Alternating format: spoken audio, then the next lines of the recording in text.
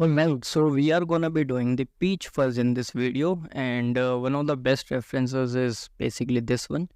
You can see on the nostril area the length and basically the width of the peach fuzz, right? And you can also see that they are not perfect. They do have some sort of noise, so we can actually add that. You cannot really see the peach fuzz over here, but that doesn't mean that they don't exist, right? You can see them pretty nicely over here because of that dark background, and they do exist on basically the whole face, but you cannot really see that. All right, over or even on the ears, I am pretty sure that you've seen peach fuzz on the ears, right? So we are gonna be adding that, not on the ears because we cannot see the ears in my situation. But for your character, if you can see the ears, definitely add those. Over here, you can see we have the peach fuzz as well, but they are kind of blended in with the skin. So we are gonna be adding that over there as well. Now you can see the density and you can see the thickness, the length, basically everything from this particular reference. So we are just going to be following that. Even in the middle part of the nose, you can see a whole lot of hairs. So I'm just going to be taking the screenshot and we're going to be just start adding that. Now, in order to save some memory, we are not going to be adding the peach fuzz in the mustache area. So that is also something that we can do, and you can see that we have thinner hairs over here. So if you actually want more randomness, you can add some of the thinner hairs in the mustache, and that way it would actually look pretty nice. But I'm not really gonna do that. So yeah, now let's actually just go to the peach fuzz. Oh sorry, go to your browser and search for peach fuzz direction, and you'll be able to find some images like this.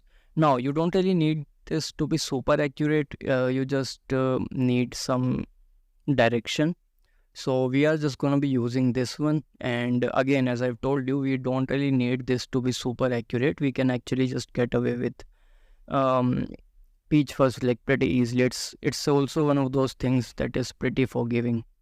So yeah, let's actually just go into the blender and start adding that. Now I'm not really going to be adding the peach fuzz in the area that we cannot really see, and let's just do the same thing that we've been doing. So I'm just going to go and start adding the empty hairs, and now with the symmetry on, we can just start adding the direction parent hairs. Alright, so we are not gonna be making the parents super small. We actually are gonna be making the parents as big as you can see in the reference. And the reason for that is pretty simple. We can just pretty easily trim them down with the modifier. So we don't actually have to make them small from the start. And with the bigger hairs, it's gonna be easier for us to do the grooming as well. So again, let's actually just do the similar thing where we add the profile curve and yeah, interpolate as well. Let's actually add the interpolate later. I think we're gonna be adding the interpolate later. Yeah. So let's see. You again, as I've told you, don't have to be super accurate. Make sure that it's not at this angle. Make them a little bit out. For example, we have this angle right now. Yeah, don't actually do that. Give them some volume, decent amount of volume. Otherwise, what's gonna happen, because they are pretty small here, they're gonna go inside the skin and it's not gonna be that nice. And you're gonna have to fix that eventually, so it just does not make sense. So make them perpendicular to the skin slightly, like not too much. Even though you have direction in them, still make sure that they come straight out of the skin.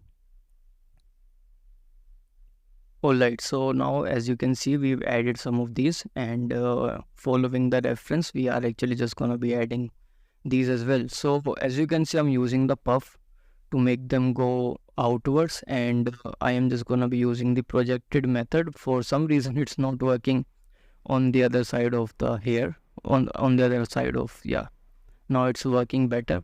So if you actually want your hairs to be perpendicular to the skin, you can just use the puff. And let me delete this. I forgot to delete that. Now we can actually just do the grooming. So let me just add these, and they are gonna be pretty perpendicular to the skin normals. So you can see that I'm just adding them like this, and just slightly give them the direction thing. You don't really need to be super accurate again, because direction is not something that you're gonna be able to tell. So yeah, just make sure that they're there, and everything else should be taken care of the shader actually. If you just give the hint of peach fuzz, it's just gonna be, I think, sufficient. So yeah, let's actually just do that. So I'm not really gonna be adding any of the peach fuzz on the mustache and on the beard area, because again we basically just want to save the memory, right? And you can see that I'm literally just following the reference, and I am just gonna make sure that they are more perpendicular, even though there is some direction thing, but I still would like them to be more perpendicular. And as you can see over there on the eye bag area, we don't really have any parent here. That's because the density over there is actually a little bit low.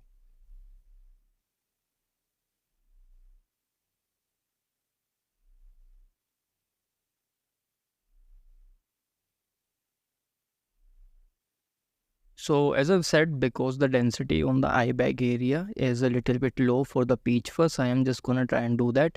And you can see what I've just did. I basically made the parent hairs towards the peach fuzz area, not the peach fuzz, the soul patch area a little bit longer. So the idea is the soul patch hairs, they're gonna slightly transition into the peach fuzz. So that's basically what the idea is. That's why the length of the parent hair near the soul patch area was actually bigger. So now you can see that I'm actually just going to try and do the same with the mustache, so that there would be a really nice transition between the mustache hair and the peach fuzz hairs. But you're gonna see in the future that it didn't really work as nicely as I wanted it to be. So I had to make these hairs shorter as well. So yeah, I mean, I'm just letting you know the mistakes that I've did, or maybe the mistakes that I'm doing right now. In the future, I am just gonna be changing that. Alright, so we are gonna be trying to do the same on the eyebrow, where uh, the peach fuzz hairs are gonna be longer near the eyebrow. So that's what the idea is, and obviously we are gonna be making sure that they follow the shape, the direction of the eyebrow, because you can actually just see the same thing going on in the reference as well. So yeah, that actually makes sense, right? If you think about it, these are also hairs, so they're not gonna be the hairs that are just gonna change the direction from the main hairs, right? So they are gonna be going in the similar direction. But yeah, you are gonna see that it didn't really work as nicely as I thought it would. Maybe I needed more parent hairs, but just for the sake of simplicity, I've made all of this a little bit shorter. And one of the best part is, because he actually have his headband. We don't even want peach fuzz over there, so I don't even have to add that. Alright, so you're gonna see the same thing going on towards the beard. Obviously, the direction thing is correct, but you can see that I'm making the hairs longer when they are not going to be that longer, because they didn't really look that nicely, and I just removed them. Like, I made the peach fuzz hair short as they should be, and yeah, I mean, you're gonna see that in the future.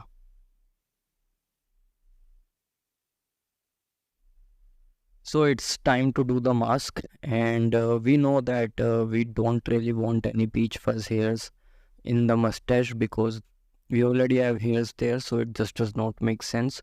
And we want to save as much memory as we can. So yeah, let's actually just start doing the mask. I don't think that I really need to explain you. So this is what we have, and you can see that I am clipping the border of the hairs a little bit, because again, we do need some sort of peach fuzz at the border. But I'm not really going past and doing the masking where we already have the hairs, because again we want to save the memory. So yeah, let's just do this mask, and we all know where we actually have the peach fuzz, so it should not be that big of a deal. We do want the peach fuzz in almost all the areas. You can see that we have these on the nostrils as well. So we are just gonna be adding that. Now, if you want to, you can add some of these inside the nostrils as well, like the inner nostrils. But because we are not really gonna be seeing that in the render, I don't think it actually makes sense to do that.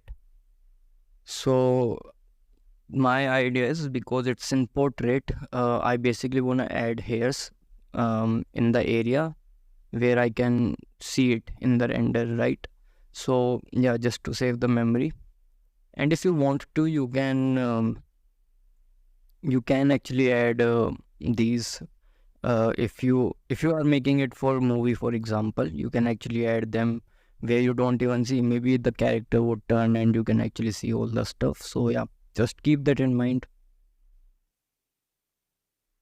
Now that you see, I'm not really painting anything on the eyelid area, because this is the part where you don't really want more, um, what do you say, more peach fuzz. And you're gonna see that I'm gonna be start removing it from the eye bag area as well, because this is the area where you have less peach fuzz hairs, I mean less density. So I'm just gonna try and do that. You can see that I'm adding some whites over here, which means the hair in these areas, they are gonna be less dense. So yep, that's what the idea is. Now if you want to, you can actually just do some blending, but I'm not really doing that in this particular case, because it's peach fuzz, and we don't really see them as much. We only see them on the borders, right?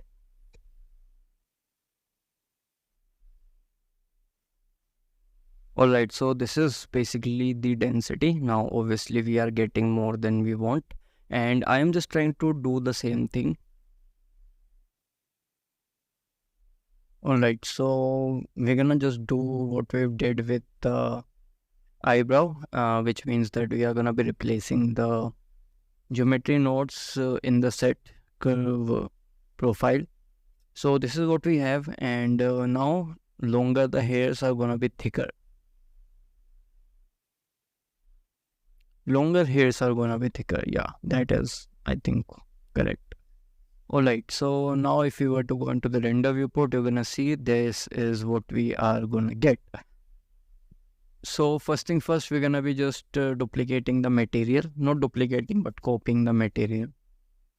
And this is how it is. Obviously, we're gonna have to increase the density and stuff, but alright, first thing first, we need to try and make sure that, yeah, you can see. So it is a weird bug, by the way. I don't know why it actually happens.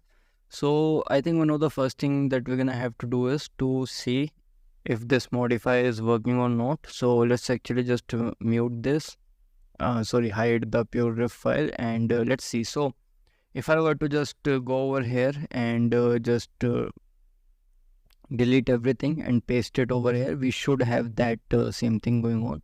Now you can see that the hairs are pretty small. Now obviously the hairs on the peach fuzz, they are going to be pretty small, but right now we cannot even see them properly, so we're gonna have to increase the radius. Let's actually try and do that.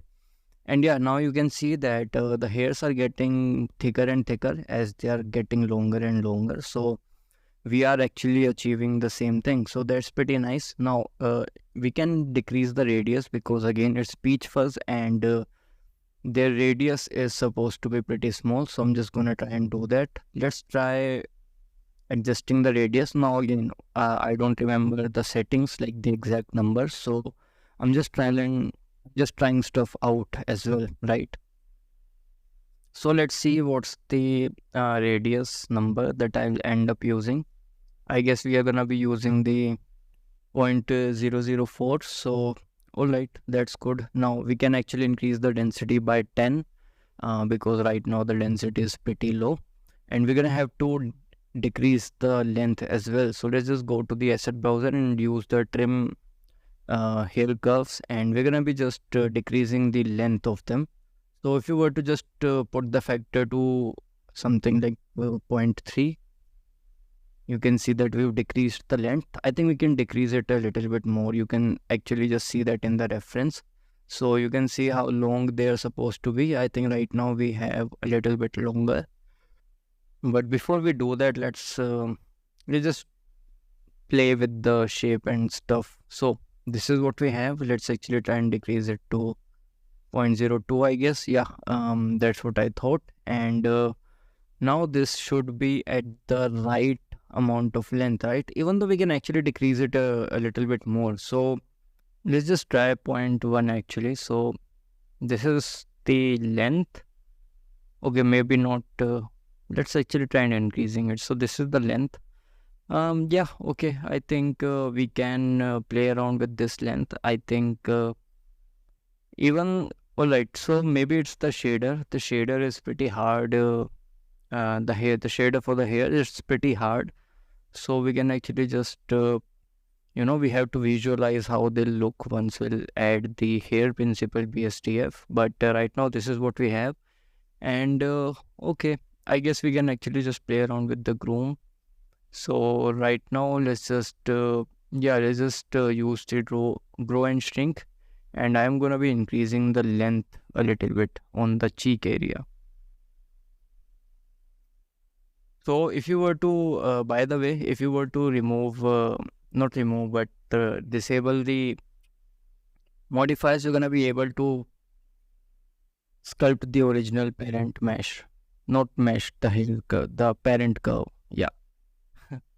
All right. So right now the idea is to make them a little bit shorter because I'm not really liking how they are getting longer over here. And yeah, as I've told you before that I'm gonna be doing that, right? It didn't really look that nicely, so it didn't really look that nice. So I had to do it, and this is what we have now. So yeah, all we need to do now is to play with some of the settings. And I mean, at least the grooming is done, right? So all we need to do is play with some settings and some length and some density, and we're gonna be just done. And as I've told you, we are gonna be doing the shader in the end. So if it does look weird, you can actually just add a principal BSTF. But right now, this is what we are gonna be using to visualize, because using a normal principal BSTF is gonna be faster, and we've literally made a caveman. All right, so you can see what we have.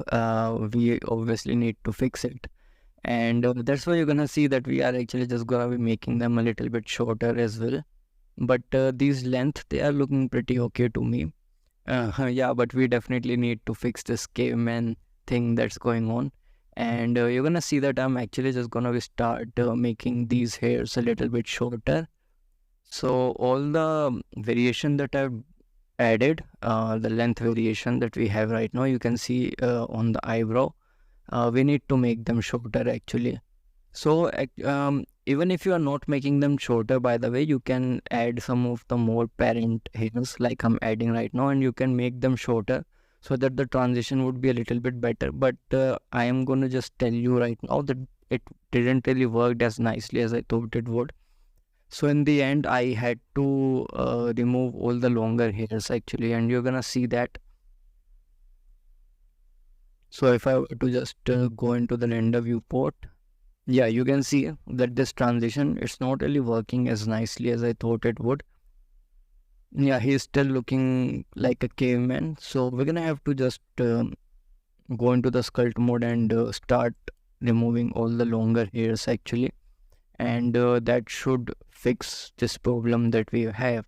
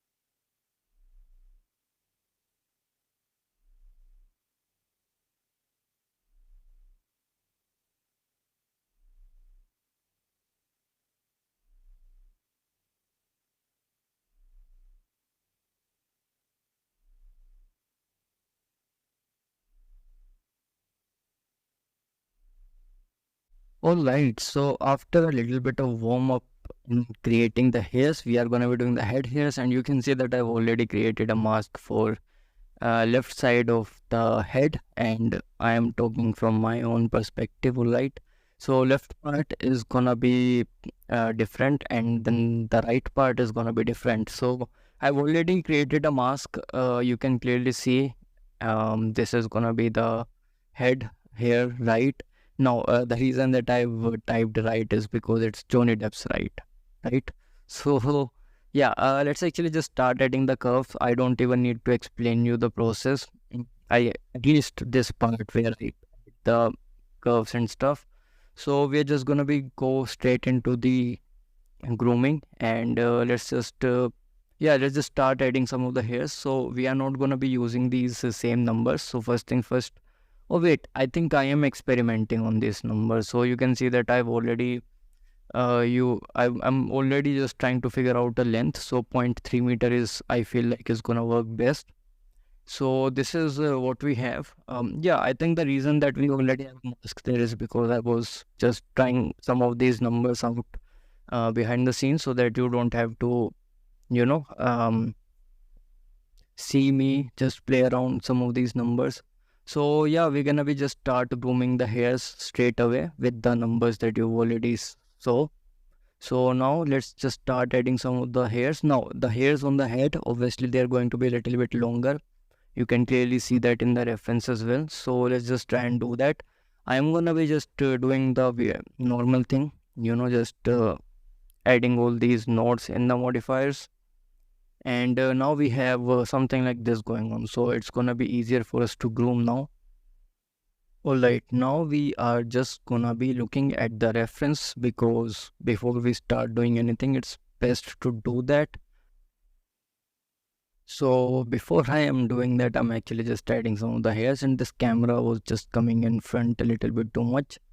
Alright, oh yeah, I wanted to show you a method. So let's just add these curls. Now this is not really gonna work in our case, and I am just gonna be showing it to you now. But if you wanna add some curls that you don't wanna match from a photo or in reference one by one, you can actually just add this modifier. So we are getting these curls right now, right? But this is not really gonna work, and you're gonna see that in the future, by the way. So the reason is we basically wanna add the curls which matches the reference one by one, and you won't be able to do that just by playing with the numbers. So you can see that this in this particular case, the curl is getting straighter over here, and then we are getting the curl again. Yeah, you cannot really get this much amount of randomness with the numbers. Maybe you can, but I don't really want to spend time just playing around with the numbers, and geometry node is not my strongest suit. So yeah, you can also see that in some areas the hairs, they basically go straight and then they start curling out. So all of these control, like all of these part in the hairs, we actually want more control over them.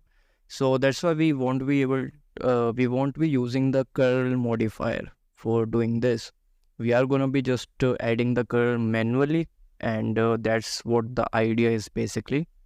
And on the other side, we don't have any curl thing going on. We basically have the deadlocks and stuff, which is not going to be the part of the hair mesh. We are going to be just adding them separately on a plane, and we are just going to be placing them one by one.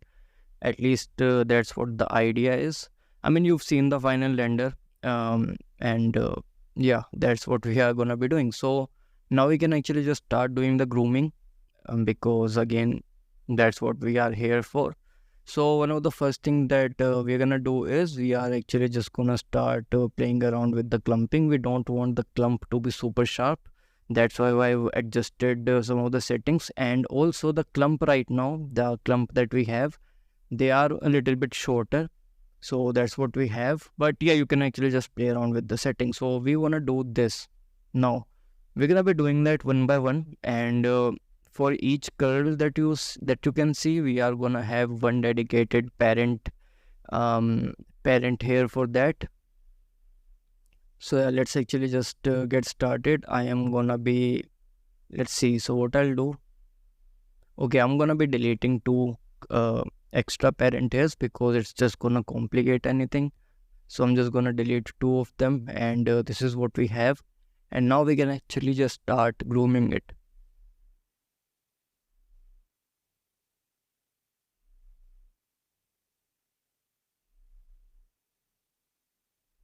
All right, so you can see that the hairs, they are going towards this bone area, and it looks like that they are converging there. So kind of looks like that the rope on the bone, it is basically tying the hairs together, and that's why you can see that it is kind of creating a cone kind of a shape. So we're gonna be just trying and doing. I mean, we're gonna be trying and achieving that in our case as well. But I guess before we do that, I'm just gonna be separating the hair mesh first. Yeah, I think that makes sense. So let's just press Alt Z so that I can select through the mesh, and we have something like this. So now we can actually just start. Alright, now we have the hairs on the other mesh which we don't want. So I'm just gonna be deleting that. And now let's actually just start adding all the stuff here.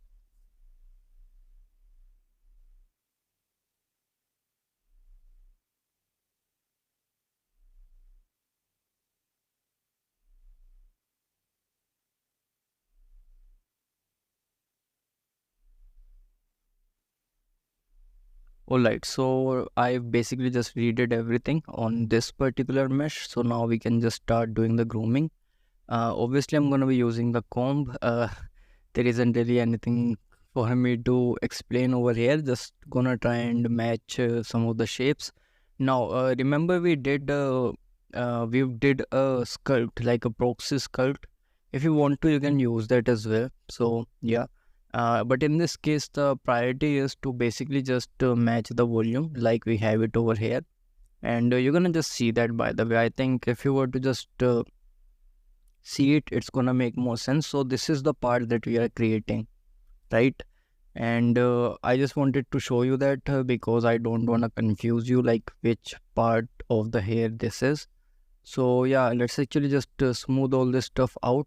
I am gonna smooth it out, and let's just do the combing, and try to match the shape. Basically, as I've talked about, that we are gonna be matching the curls manually. That's what I've actually meant.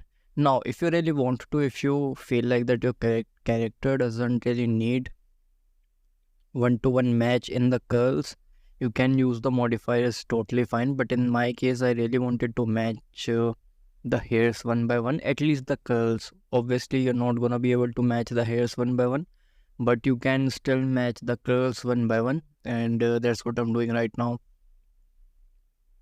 So obviously we need to make its size a little bit longer, and that's why I'm using this snake hook brush to do that. And now we can just continue doing the grooming. So this is what we have basically.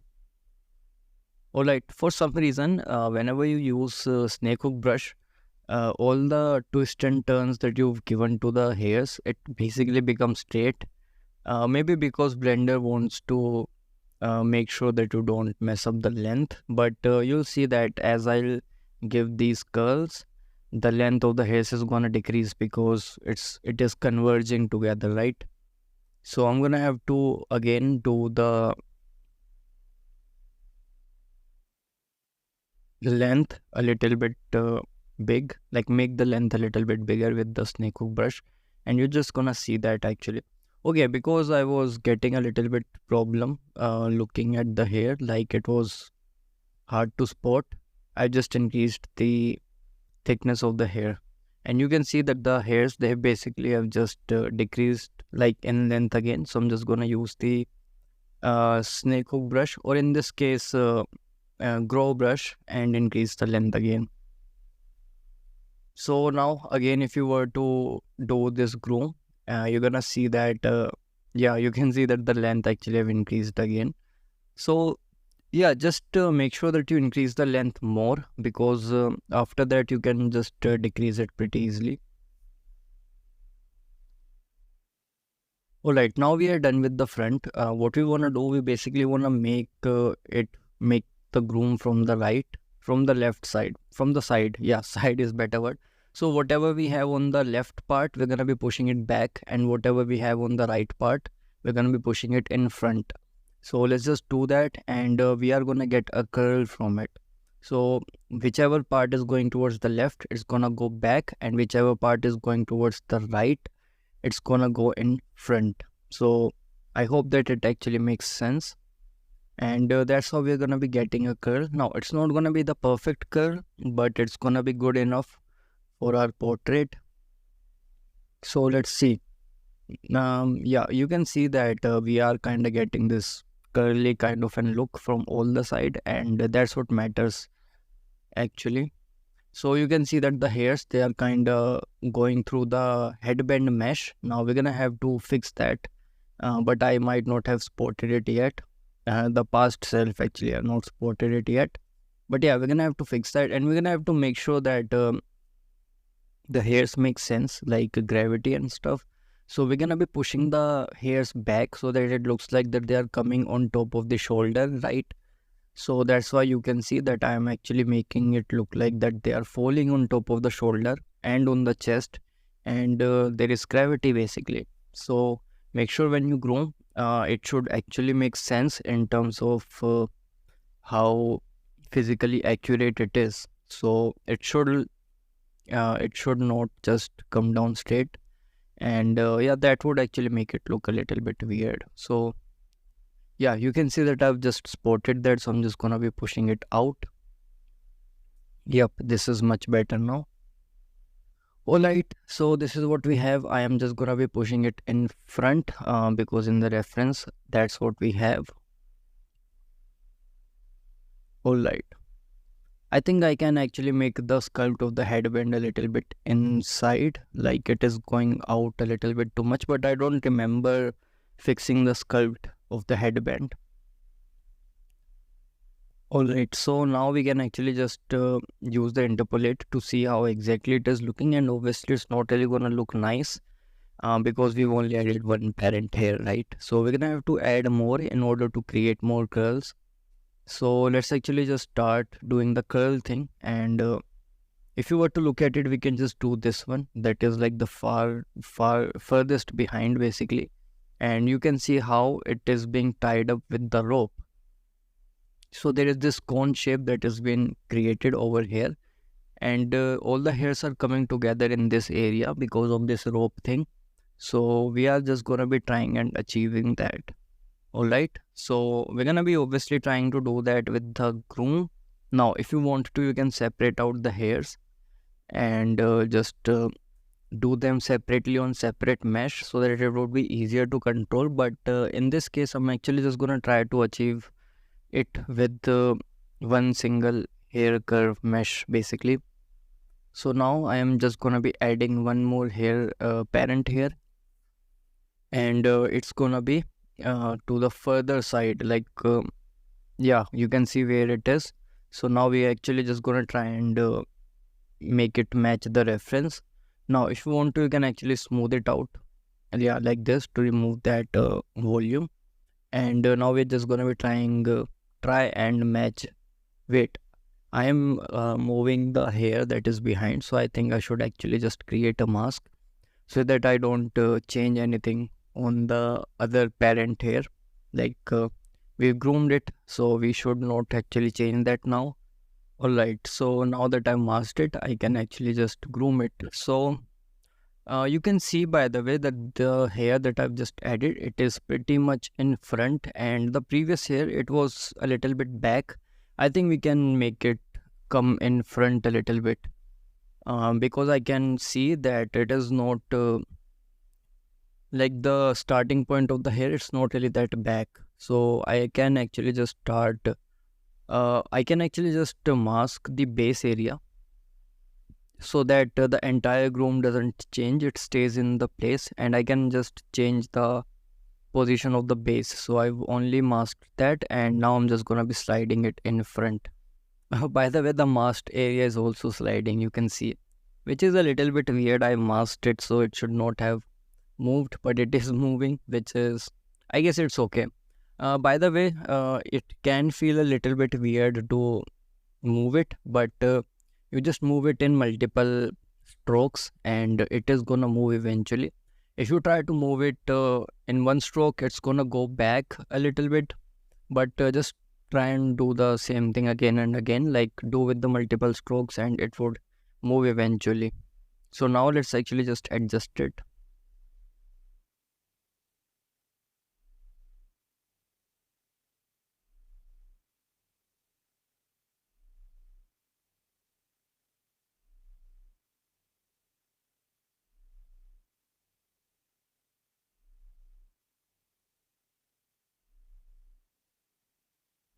All right, so now that I've adjusted it, this is what we have.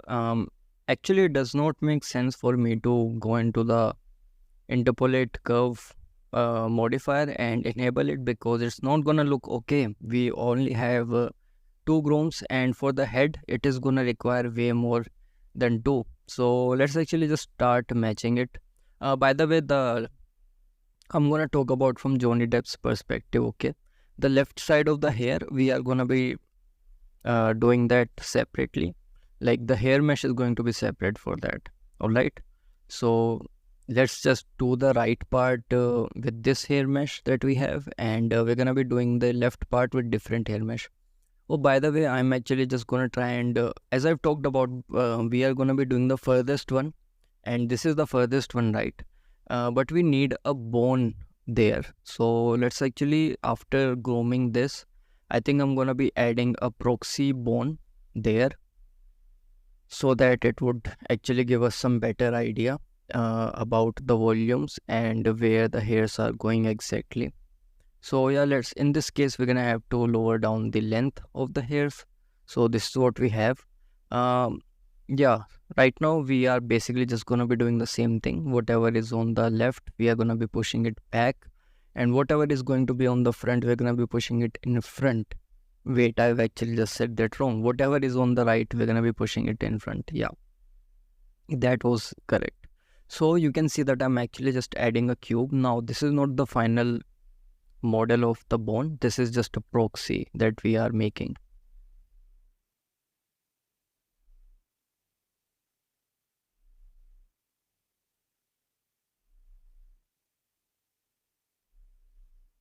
All right, so I've added the proxy, and this might not be the perfect orientation or perfect place for it, but I think this is making most sense to me, and I could be wrong. It's okay. It just needs to look okay and good. Okay, you can see that I'm already adjusting it, which is fine. It's not like you have to get it right on the first to go, right? So yeah, just adjust it, make sure that it makes sense, and at least get the volumes correct. You can see that I'm getting the volumes correct, because in the end, the hairs that we are grooming, it is gonna get affected by the volume, because when we'll replace it with the real bone thing that we have in the reference, the volume should not actually change, right? I mean, they could change a little bit, because hairs, they are gonna be intersecting with the bones a little bit too much, but it's okay. All right, now you can see that I'm pushing the hairs in front, and I am gonna be making them go backwards at the start, because this is something that I am seeing in the reference, like they're being growing from the front, but the direction of the hair itself is back, and then they are coming down. So yeah, I am just gonna try and do the same, you can see. And now that we have the bone mesh, we can make it look a little bit more natural around the bone. And we also have a place where we can get the reference, like where the hairs are gonna get tied. So yeah, let's actually just push it back. You can see how it is going from the back, and now it is coming from the front. So we're gonna be just trying to do that. So let's just push it back first, and they are going to be relatively straight. So that is also something that we want to do. We want to make them relatively straight. Right now there's a whole lot of curls going on, so let's just smooth it out.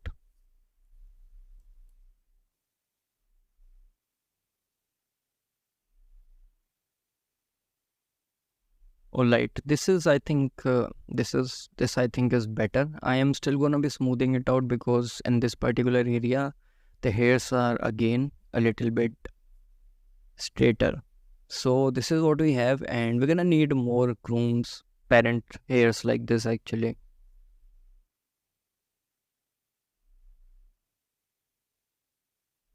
Alright, so I've adjusted the profile setting so that I can actually see it a little bit better.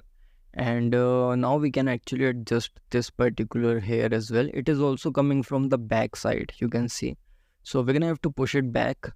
Actually, if you were to look at the reference, all the hairs are at the back of the bone. No hair is coming in front. So all the grooming that we're gonna be doing, it should go behind the bone actually, and that is what's gonna make it look better.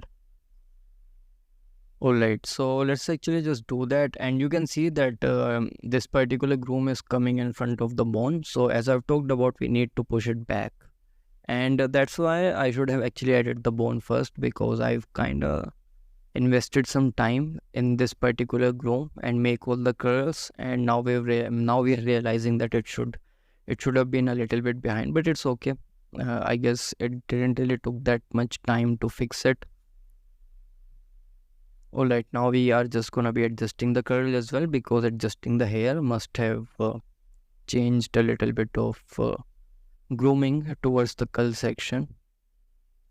All right, so this is what we have, and these are only the two grooms, by the way. We're gonna have to make a whole lot of them, and I just don't wanna show you every single one of that. So I guess it's better if I were to just give you the time lapse, because I've already shown you the process, right? So there are so many of these, and I'll actually just talk about this. We are gonna be doing a whole lot of props as well behind the scene, and all the major part I'm just gonna be showing it to you, but most of the thing that is simple and repetitive, I'm just gonna do that behind the scene. And yeah, this is pretty much for it for this video. I'm just gonna give you a time lapse now, and after that I'll just come back with the commentary whenever I feel like something important or something different is coming. So yeah, I'll just see you in the next one.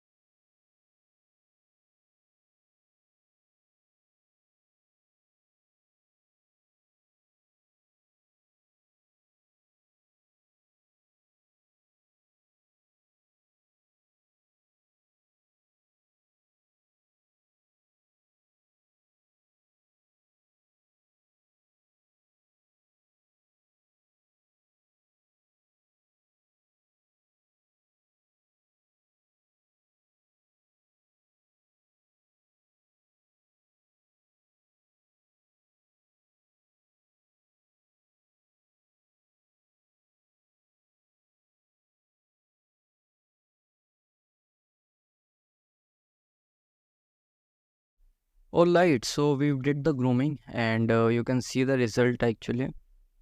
And yeah, I think it is looking pretty nice, and you can see that I've imported all the clothes and stuff, but you can see all the noise modifiers and stuff that we've used. It was all in the time lapse, by the way. If you have missed that, then you can actually just go back and watch the time lapse. But this is how it's looking, and you can see that we've added some flyaway hairs, we've added the noise and stuff, and obviously the groom. This was all in the time lapse, and we have this much amount of hairs, by the way. So now we are just gonna be continuing and doing the other side, I think, because again I'm actually just looking at the video and doing the voiceover, so I don't know what we are gonna be doing. But yeah, oh yeah, I think I'm talking about the material. So in this case, the material is going to be a little bit more golden, and we are gonna be just doing the material in the end, so you don't really need to worry about that. But this is the groom, and you can see what we have. If you feel like you want to change something to make it look better, obviously go ahead and do that. But I think this is looking pretty fine. The only thing that I'm actually a problem with is this particular curve. You can see how pointy it is. I basically want to change that, and I'm most probably gonna be doing that behind the scene. So the final render is not gonna be the same that you are seeing right now in the video. I am just gonna be changing some of the settings behind the scene.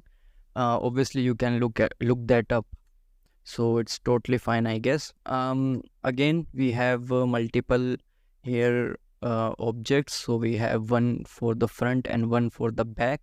Now what you can do, you can actually just copy it to the clipboard and basically just paste it to other hairs. For example, here you can actually just paste that. So if you've already not copied, so if you've already figured out some settings and you want to copy that particular modifier with the same setting to other part of the hair, you can just do that, copy and paste the modifiers. But this is what we have, and yeah, I think this particular groom is pretty nice. As I've told you, we are gonna be changing, actually not we, I am gonna be changing some of the stuff behind the scene to make it look a little bit better. But let me just show you what I did in terms of modifiers so that you can actually get a little bit better idea. Now you can see that we have interpolate hair curves. Now what I'll do, I'll actually just start enabling one modifier at a time so that you can see what what modifier is doing what. Wait, which modifier is doing what? Alright, so first things first, we've added the clumps. Now this is what we are doing with the clumps, right? And with the clumps we are actually using a mask, so that not, oh no, we are not using a mask, I'm really sorry for that. We are actually just using the default setting. So the factor is 1. You can see we are using the full clump. It's not like we are using half clump or anything. And after that we are actually using the noise modifier. So the reason it is called geometry nodes is because whenever you duplicate the modifier, it just says geometry nodes, and we are using the random value for the noise. So you just use the curve info, you put the curve ID into the ID in the random value node, and what it does, it basically just give you these flyaway hairs if you increase the contrast. So if I were to just select this, and you can see how contrasty this is, by the way. And without any of this random stuff, you're gonna see how much randomness the hair is gonna have. So this is the amount of randomness we have. It's not too much, but it is enough to create those small flyaway hairs that actually get separated. And right now the factor is at 0.75. That's why you can see the white value that we have in the color ramp node, it's a little bit grayish. That's because it's at 0.75. So if I were to just go into the render viewport, you can see what we have over here and what we had before. So this noise that we are adding, it is kind of removing the clump, but we don't want to remove all the clump. We only want some flyaway hairs, and that's where this setup is actually coming to help. If I were to just put this at factor, you're gonna see that most of the hairs, they're gonna be going back to the clump. Yeah, you can see this is what we have, and that's what we are getting. So most of the hairs, they're clumping nicely, you can see, but some of the hairs, they are still using the noise modifier. and they're coming out. So if you want less hairs to come out, you can actually use this setup. And then the next thing would be to do another noise on top of that. So if I were to enable it, which I'm not doing right now, I should, why am I not enabling it? Yeah, enable it. Yeah, this is something similar on top of that. In this case, the strength of the noise is a little bit less actually. And that's why you cannot really see that much of a difference, which is okay. I feel like at this point, I can actually even delete this node setup and we won't even be seeing anything. Okay, now we are just doing a resample. So the points that we've selected to groom, it was a little bit less, and I actually wanted more so that we can get more resolution in the curve. So that's what I've did. I've actually just added the resample node so that we can actually make the hairs do more twists and turns basically. And in order to do those twists and turns that we are seeing right now, you can see we needed more points. So I've resampled it and added 500 points on each curves. So that's why that's what we are doing. So let me just show you how you can do that.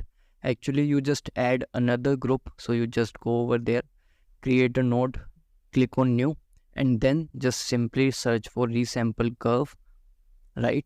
And just add whatever number you want to add. So 100, 200, 500, whatever you want to put. And that's how you would add a resample node basically. So yeah, it's pretty simple actually. Now we are gonna be enabling the next one, I think. Yeah, let's just do that.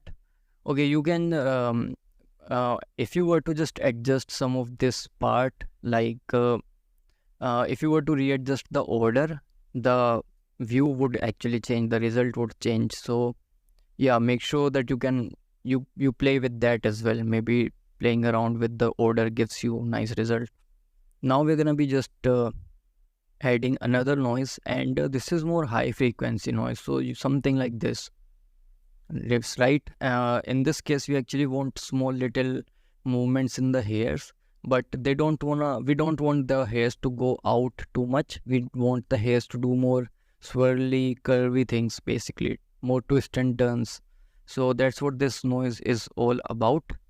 You can see that it actually is doing a whole lot of curves and stuff. Like the hairs are not as smooth. If I were to go into the render viewport, you can see that the hairs, they are more, like the noise is more frequent, right? The size of the noise is small basically. So that's what this is doing. And let me just hide the reference. By the way, this is interpolate. So if I were to just go over here, you can see that I'm again using the same setup, and that is just making sure that we are not doing this swirly thing on all the hairs. Few of the hairs are getting this frequency to give more randomness. And you can see the scale along the curve, and all these settings, they're pretty high, which means that the noise that we are getting is gonna be pretty small. So this is what we have, and you can see if you were to enable it or disable it, this is basically what the result is going to be. And now I'm just yeah, I'm literally just clumping it again. So yeah, this could be a little bit weird choice, but that's just what I did. And on top of the clump, we are adding one more clump, which could be a little bit weird, but the idea is to divide that clump into more clumps. You can see what we have right now, and you can actually just look at the settings as well to figure out what I'm doing exactly. So we had bigger clumps, and now I am dividing those bigger clumps into smaller clumps. Now you must actually be thinking that if I had to add the clump and remove all the noise, why I've added that in the first place? Well, I was actually just doing some trial and error, and I just keep on adding the modifiers until it looks good. So after the noise, I've just added the clump, and this is how it looked. So I didn't really removed it. Now on top of that, we are again just using another noise and using the same setup actually. So that's what we have. Alright, after that we are trimming the hairs because they were of the same length, and you never have that. Alright, so trimming the hairs, it actually gives the clump a little bit more natural look. And you can see that we are not trimming all the hairs. We are again using that random setup that we've created for the noise. we're using the same setup for the trim as well, and it is going in the length factor, which means we are not using all the, like we are not trimming all the hairs, even though you can actually use the random value in the nodes and the mask, it would actually work fine. But yeah, I was just playing around with the nodes to see if I can get something better. But yeah, you can actually just you don't even have to use these setup in the trim here. And after that we have another noise, and after that we have another noise. So in this particular noise, you can see that the black flag is at 0.999, which means uh, I think 0.1% of the hairs gonna be are gonna get the noise basically. So if you were to look at it, only few of the hairs are gonna get noise. Yeah, you can see right over here. So the flyaway hairs, they basically are less in numbers if you were to use something like this, if you were to increase the contrast as much, and that's what I wanted. And after that, I'm just trimming them again to break some of the clumping that I had.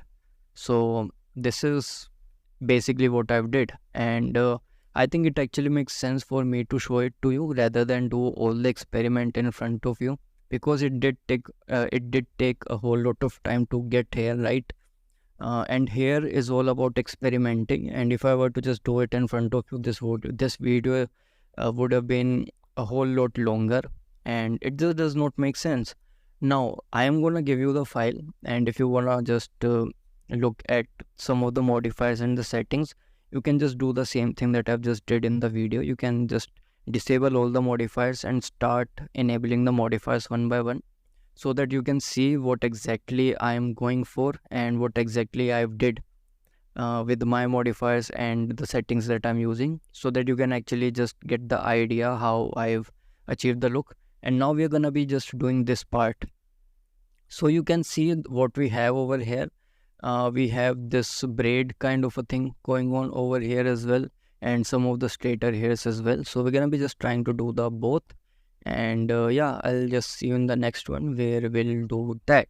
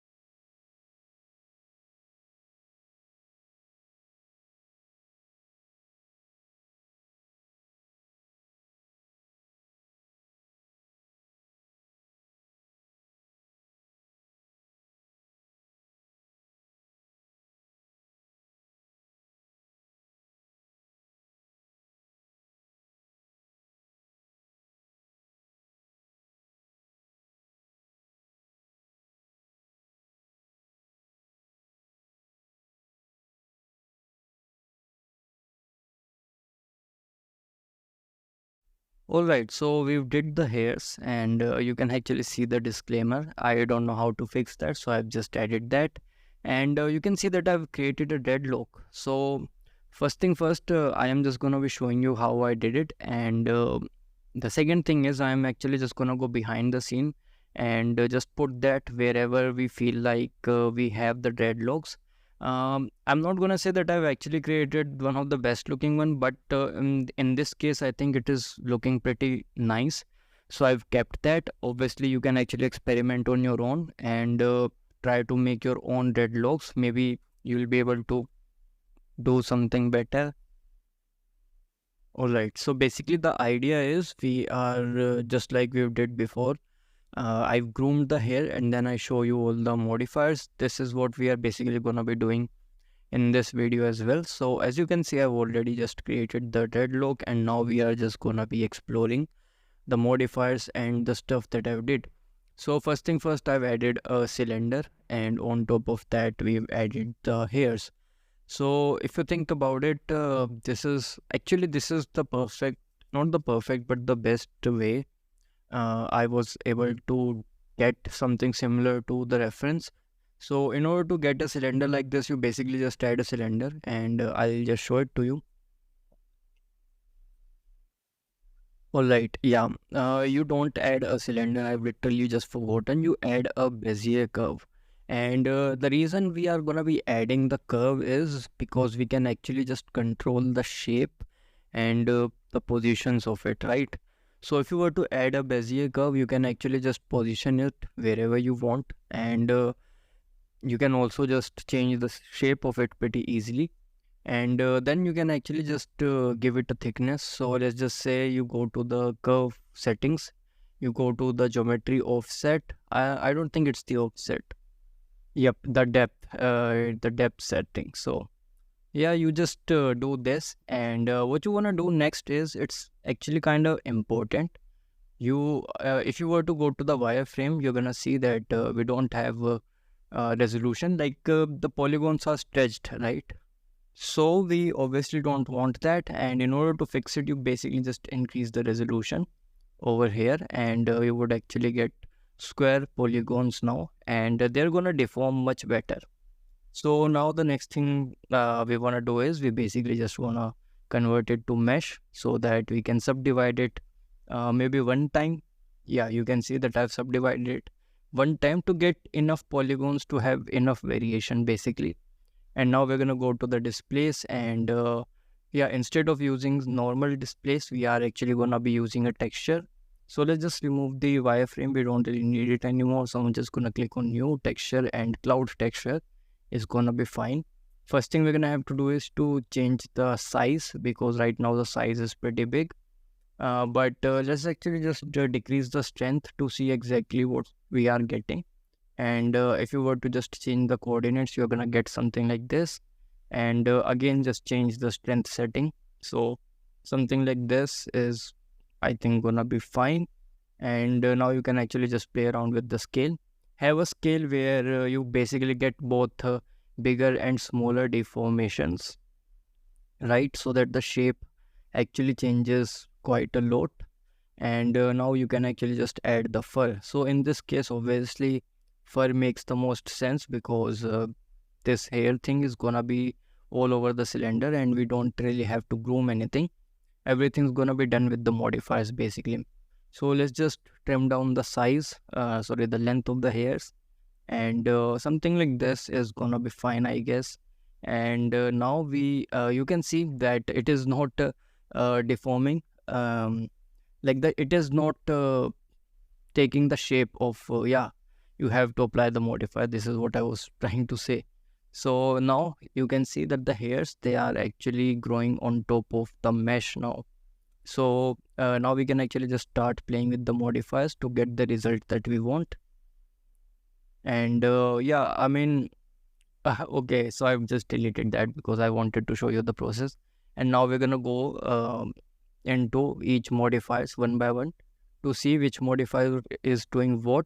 And yeah, let's just go into the local view. And I'm really sorry for the weird phase of me popping in between, but yeah, Alright, so this is the groom. This is like the default groom that you get with the fur thing, right? And um, now you don't have to groom anything basically. So that's actually pretty cool. First thing first, we're gonna be using the interpolate, which I think for if you were to use the fur, it comes default with the interpolate modifier. So you don't even have to add that manually. And now the next thing would be to roll hair curves. And the reason we are rolling the hair is because we can actually see how the hairs, they are twisting around. So because they are twisting, we actually need to add that twist as well. So I am just gonna be adding that. And now you can see this is what we are getting. Alright, so you can see how it is twisting. Now, if you were to just look at what we have in the modifiers, I'm basically just using the default settings. Not really trying to do anything weird with the modifier. So this is basically what we have with the radius. And if you were to increase the radius, it's not gonna twist because now the radius is a little bit too much. So you need to decrease the radius. And the less the radius, the smaller the roll is going to be. So obviously I think that actually makes sense. I don't even have to explain it to you, right? So in this case for me, 0.002 is working best, and that's what I'm using. So now the next thing would be to actually just to do something with this, because it looks like they're going inside each other. We don't want that. We want some variation, and for variation we are obviously going to be adding the noise modifier. Now you can see that I'm not really doing anything with the geometry node. All the things that's happening is happening within the settings of the modifier. So I'm not really doing something custom over here. And you can actually just see the settings. So the factor is at 0.5, and you basically can just see the settings. I don't even need to explain you anything, I guess. So this is what we are gonna get. We've distorted the roll a little bit, and this is what we are getting. So this is basically before and after.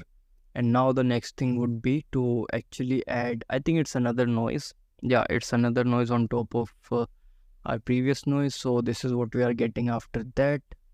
And we've added I guess I've added 3 noise modifiers on top of each other.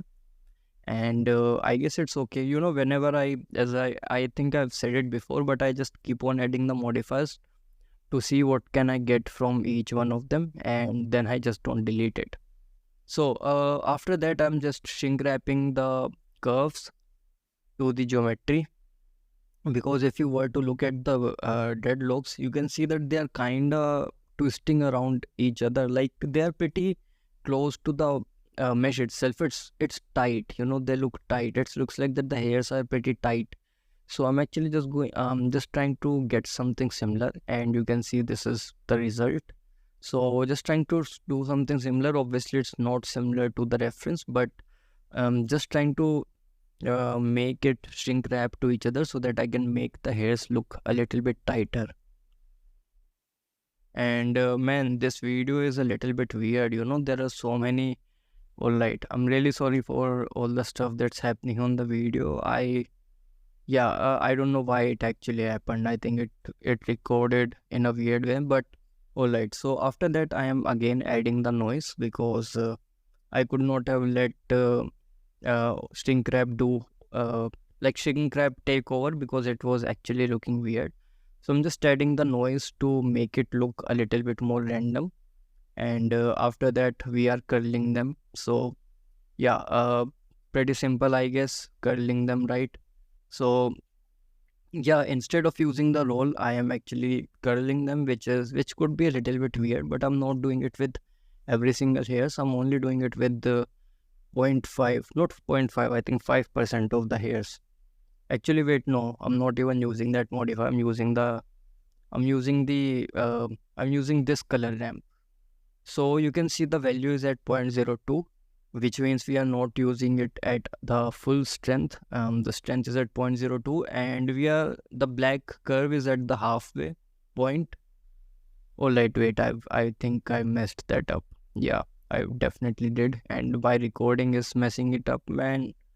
Alright, let me say it again. So the factor is at 5%, and the radius is being controlled by the second color ramp node. I really hope that actually made sense. And I am really embarrassed, watching this recording.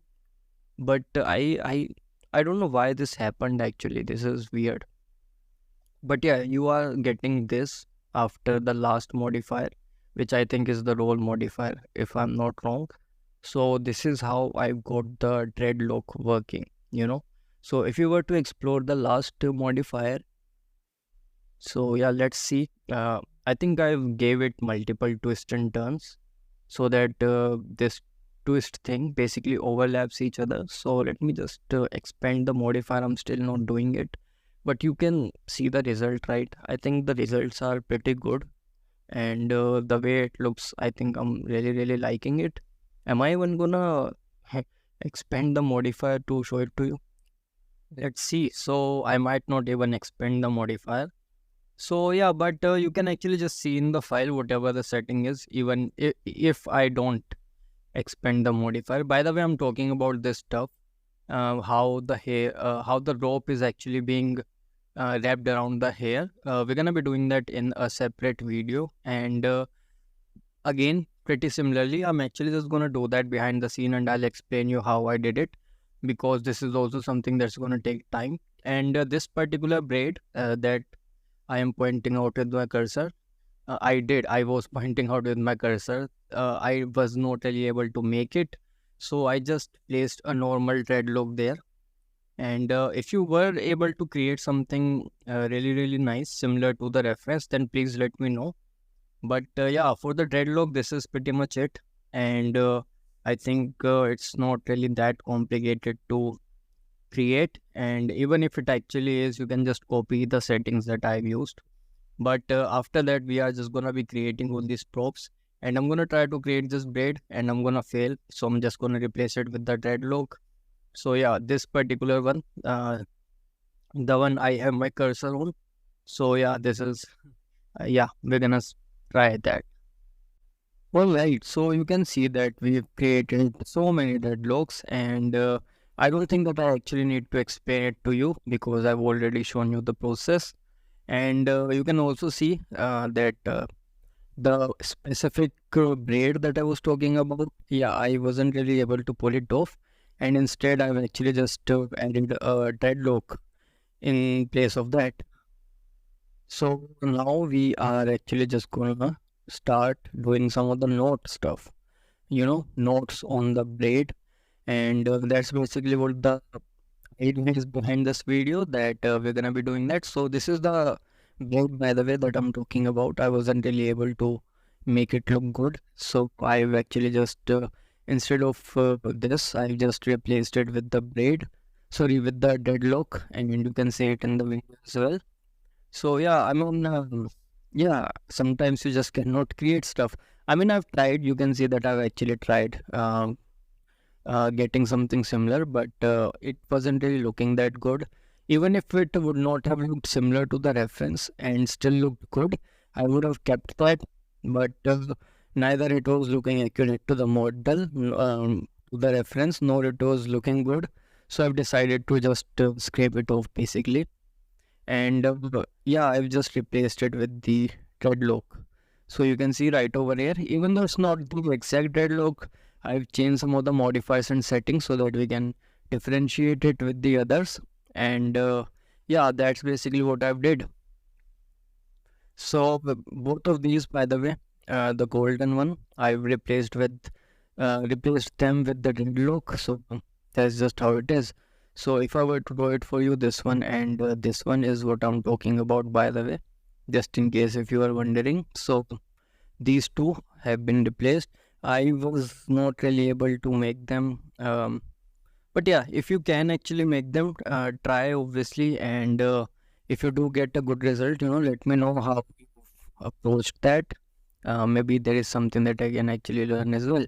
So now we are gonna be creating these notes, by the way. This is what we are gonna be doing in this video, creating these notes, and we have a whole bunch of them, a whole lot of them actually. So yeah, let's actually just do that, I guess. And yeah, you can see that we have a whole lot of them. Now obviously I'm not gonna be creating all of them. I am actually just gonna be showing you maybe one or two, and then I'll just go behind the scene and add all of those which I can see in the reference, just like I did with the braids and the dreadlocks. So yeah, now this is what we have, and you can see that we have these knots, and from the knots we have these straight hairs coming out. So for the hairs, we are gonna be just adding a plane, and from that we can actually just make the hairs come out. In this case, we are gonna be modeling this, by the way, but it is a pretty simple model, so I don't think that I actually need to show it to you. In the end, you are gonna get the file, so you can actually just see how the model looks. If you are, like, yeah, if you actually wanna explore the model, basically. So these are the nodes that I'm marking that we are going to be creating, and now we can actually just start doing that. So we have a whole lot of them, by the way. I'm literally just marking them all, and you can see how many of these we have.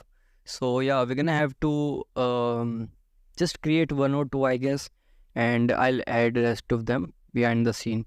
At least that's what the idea is for the video. So yeah. Alright, so before I actually show it to you, let me show you how I added the braid to the other part of the head. So you can see that we have this plane, and from this plane we are basically just grooming the braid, and that's what I actually was talking about in the starting when I said we are gonna be adding the planes for the braid.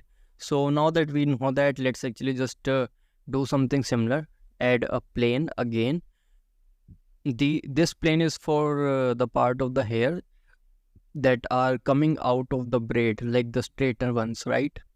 So yeah, that's what this is for, and we can actually all right, I guess I'm focusing.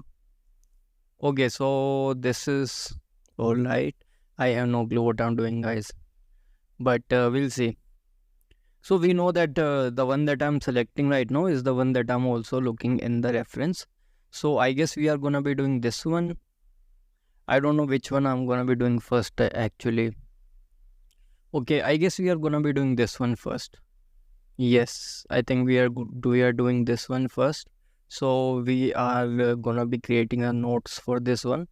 Alright, so this is the mesh, and on top of this mesh we've created all the hairs. By the way, if you wanna look at the modifiers, you can just look in the file.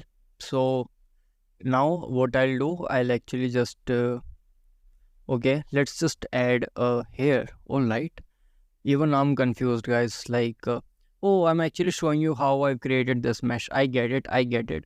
So you can see that we have this braid mesh. Yeah, alright, so this is what I'm actually showing you. Alright, I was like, what am I doing?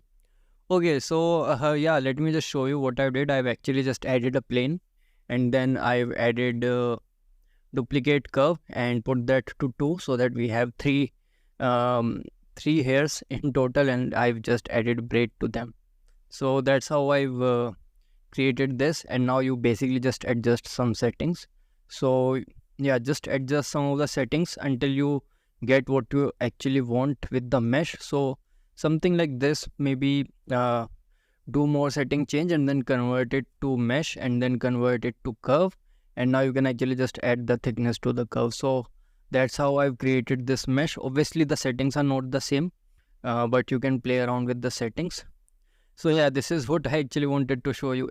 This is the problem with doing a voiceover on top of a video. You forget sometimes like what you are trying to show. So this is what I was actually trying to show, and now I'm gonna be showing you how I've created this weird looking braid and a mixture of dreadlock.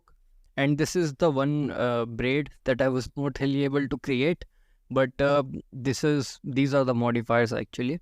So you can see the first one is the roll hair curves, and on top of that we are doing some of the noise, and then more noise, and then more noise, and then we are rolling it again. So this is so these are the modifiers, and feel free to look at them.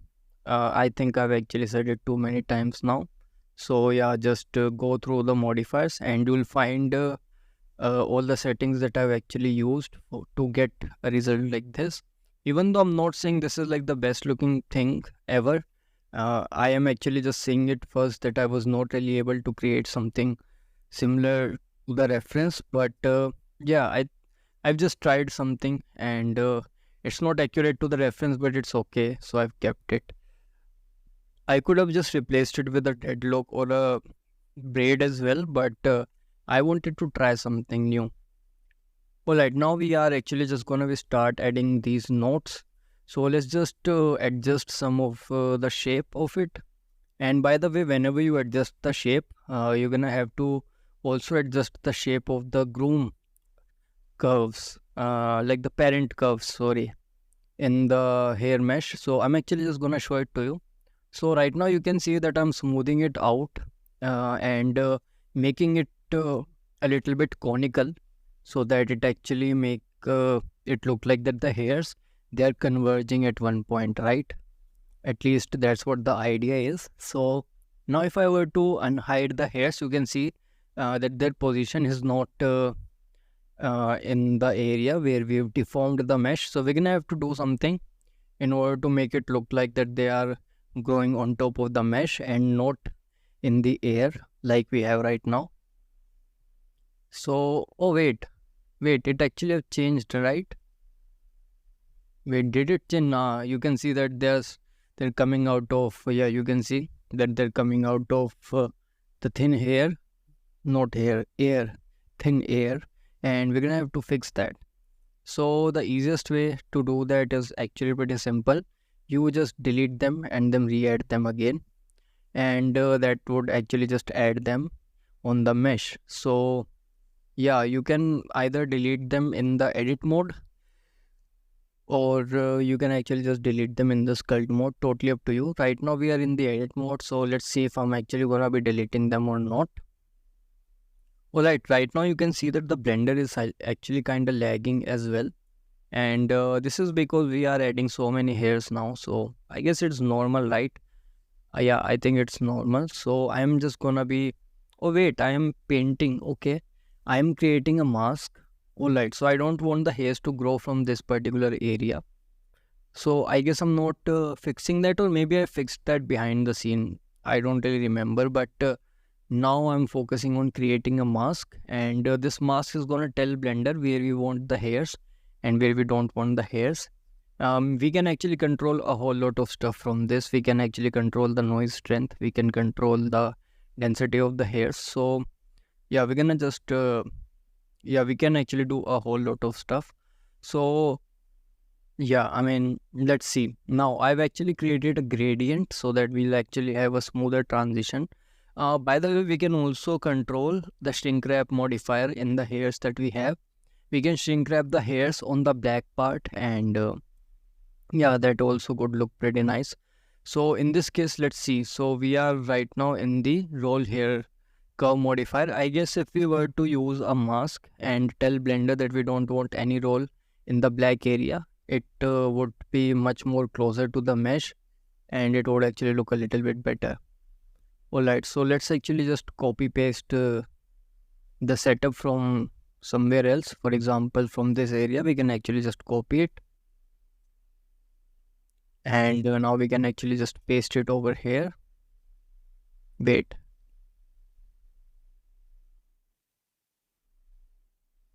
alright, let's just paste it over here. Yep, and now we can actually just put this into the factor, I guess. I'm gonna put the color ramp to default, by the way. So let's see. It didn't really work that nicely because we have to change, we have to tell Blender which color attribute that we are using, and I'm alright. My past self is like confused, like why is it not working? Dude, it's not gonna work. You have to tell Blender that you are alright. Okay, I hope that you understood why it didn't really work. My past self was yeah, maybe my past self was a little bit tired doing all this stuff. So yeah, okay, yeah, look at it. Yes, he spotted it. Nice. Alright, let's see. So it is named color, and if you want to, you can actually just rename it. But alright, I am renaming it, and it's okay, dude. You okay? Now let's actually just add that over here. So Alright, cool. And now it should work actually. So if we were to just go back over here, and yeah, it is working, but I think it is working in the negative. So we're gonna have to change that. And now we have something like this. So the hairs are not rolling, and because they're not rolling, they're actually going straight out. So we're gonna have to trim that. And again, I'm actually just gonna be using the same setup so that I can trim the hair on the black part only. And yeah, let's actually just paste the same setup over here so that we can trim the hairs that is on the black area. And we're just gonna be using this, and let's just flip it. And I guess we can just put this into the mask. I think mask should work nicely. Let's see. Alright, I'm just putting this into the length factor. Yeah, length factor is also gonna work fine. And this is what we are getting. So yeah, I know this is not like the perfect thing, but I guess it's gonna work. So I'm just gonna put this on top and see if it looks better, and it definitely does not look better. So we're gonna have to copy this, and let's just try and paste it to other parts, for example in this noise. And I've just skipped that, by the way. So this is how it looks, removing all the noise from that area.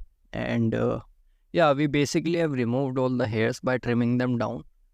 Or yeah, oh wait, I'm actually also using it in the interpolate hair curve. So I guess we are also removing the density, like we are just removing the hairs altogether from that area. So yeah, now we can actually just do the knot thing on top of that, I guess. Alright, so I am just gonna be creating, okay, I'll actually tell you before I do any of that, that I am just trying some stuff out. And yeah, you don't even have to think about it too much. I'm just overcomplicating stuff right now. Yeah. So the plan is, my idea was to make it look like that the hairs are converging at one point. So that's why I'm actually just trying some stuff out. And that's why you are seeing me creating this another color attribute. And the idea behind this is again to create a transition. So that's what it is. And if I'm being honest, you can actually just ignore this part because I can remember that it didn't really work that nicely. So let's see, maybe it did actually work nicely, and I might be the one who don't really remember it that correctly. So let's see. Alright, we actually want to make the hairs converge together. Actually, I could have done that with the grooming as well, but it's okay, I guess. So this is what we have, and alright, so I guess I'm gonna fix it now. So let's actually oh wait, okay, I get it. We are making them we are making them shorter so that there would be better transition. So you can see that I'm actually just trying multiple stuff, and that's pretty nice. So I actually want them to go a little bit shorter over here, and let's see how it looks. Alright, so this is what we have, and alright, I must have, okay. Alright, so it was bit for the interpolate. Okay, I guess it actually makes sense, but there are some hairs still that are a little bit too long. You can see right over here. I guess this is because of the noise. I am not quite sure. We're gonna have to go through the modifiers to see exactly what's causing this. So yeah, now I can actually just use any of these color attributes that I've created. So for the noise, it didn't really work that nicely. And alright, so for this, I think the second one is working better. The second color attribute. I also feel like that we need to make them shift. Oh wait, I am grooming them down. Yeah, that actually makes sense. If you want to make the hairs look like that they're converging at one point, yeah, maybe grooming them is also a nice option. So at this point, I'm literally just exploring options with you guys, and this is what I do behind the scene. I just try some stuff out. So I really hope that this doesn't bother you, because yeah, I am literally just doing trial and error stuff in front of you, and the more you experiment, the better result you would get. But also, experimentation does take a whole lot of time, so I just prefer it to do behind the scene. Alright, so what we are doing right now is actually we are just gonna be creating a block out kind of a thing for this knot that we have, and then we are actually just gonna be modeling it with the cylinder, using the cylinder that we are adding right now. Alright, so let's actually just do the first thing, which is to block out the shape first, and then we can actually just do all the stuff like. By stuff, I actually meant to say all the modeling of the threads and stuff. So you can see that I'm actually just adding these loops. At this point, if I'm being honest, I'm still kind of in a trial and error phase. Like I'm just going with what I think is gonna work out. So I don't know if it is gonna work out or not. Actually, I think it did work out. Yeah, I think this part it did work out, and yeah. So now you can see that I'm actually just still working out the bigger shape first, and I am just inflating it down so that it looks like there is a taper and hairs are converging at one point. So it is pretty important, I think, to make it look natural. So I've did, and that's how it is looking. In the end, you can actually, you don't even see the bottom area, so you don't even have to focus too much on it. But if you are doing this for production, obviously, because that part is gonna be seen from every angle, you have to make sure that it looks nice and good from all the angles. Basically, you cannot really cheat in a production model, so that's just how it is. But in this case, we do have the privilege to cheat, so we are gonna cheat. Alright, now I'm just copying this to a different file. By the way, in order to copy, you can actually, yeah, you can actually just press Ctrl C and Ctrl V, which is pretty nice. So now we are gonna be selecting these edge loops, and we are gonna be creating the threads out of them. So let's just select these.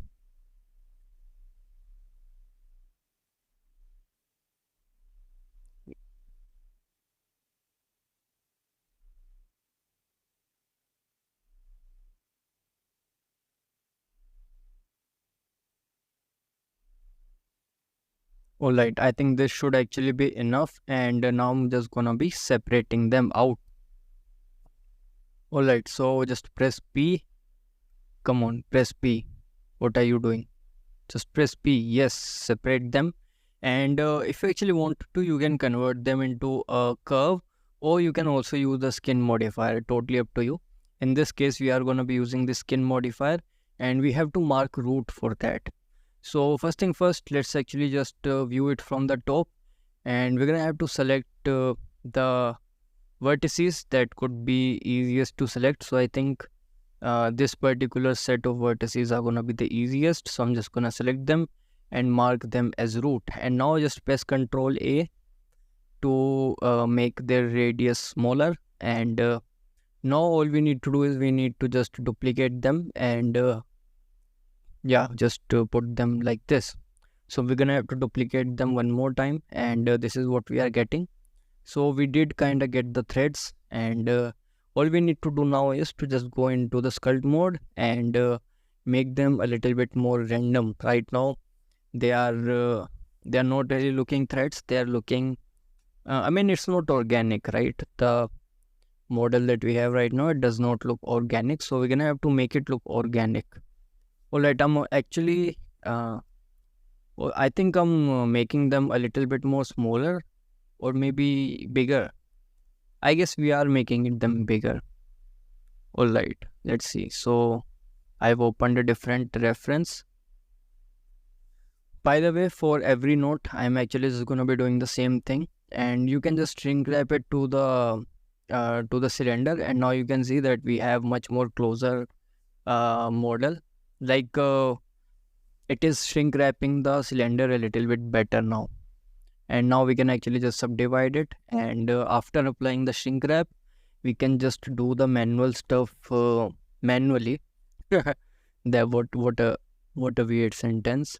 But I think I should just apply the shrink wrap. But yeah, let's see. So let's just do that. I am gonna, yeah, alright. You can press Ctrl A, by the way, to do it, and now they are much better. So we can actually just go back to the reference, and we can actually just follow the reference. So if I were to show you how the threads are going, you can see the direction. So you can see we have some of these random ones, right? The one that I'm drawing right now, we're gonna have to add these random ones as well, with the actual one. So first thing first, we are gonna be just adding some randomness, and then we are gonna be adding the randomness that I've just drawn. So these two things together gonna make it look much more natural, and it should just work fine, you know. So now I'm just gonna be selecting and moving them, and you can see that I have proportional editing enabled. So I'm just gonna be resizing the radius of the proportional editing, and start adding some of the changes. Also, you can see I'm varying the thickness. You can do that if you want to. So it might actually give it more randomness, so why not? So this is what I'm gonna be doing for the randomness, and I don't want to show it to you the whole thing. So let's actually just have a small little time lapse.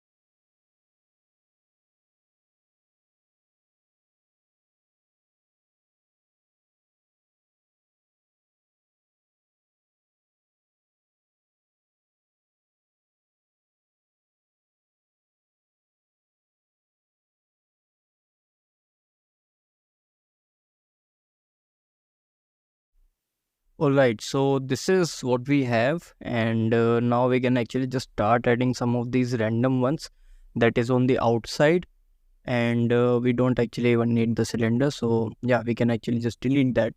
So this is what we have. I can hide the cylinder in the original file, or I can delete it. Let's see. So yeah, I'm gonna just put it into the backup. That actually makes more sense. So this is what we have, and obviously you can see that the thickness is a little bit more than I want it to be. Obviously we cannot be true to the reference at this point, because in the reference the braid itself is a little bit more thicker, and in our case it's not. So now all we need to do is we actually just need to start creating some of these random ones as well. So for example, these ones. Oh wait, I'm actually talking about this taper that we have. Yeah, we don't have this taper, so we can just add that now. So it's pretty simple. We can actually just use the proportional editing, and in this case I'm just selecting the edge part. All right.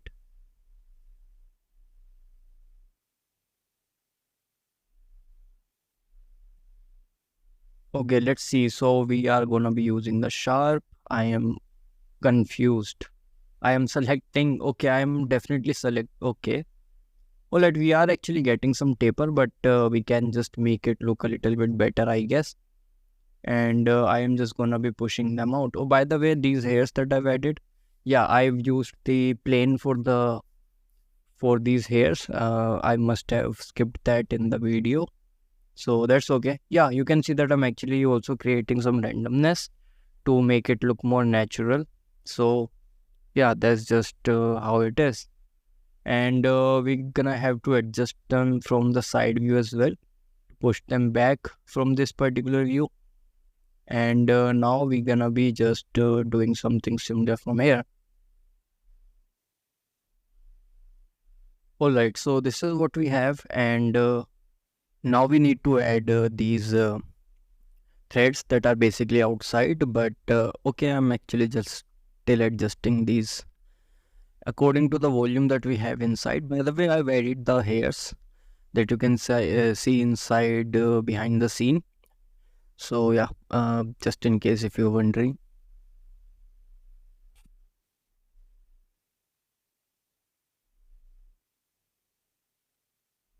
All right, I guess we've adjusted all of them. Yeah. Okay, wait. I think I'm showing it to you right now, which is a little bit okay. I guess it's okay. So you can see this is basically what we have, and yeah, I mean you just add a plane and then you groom some hairs like this, and I think it should be okay. I don't even need to explain it to you. Like this is actually pretty simple. So yeah, you can see that.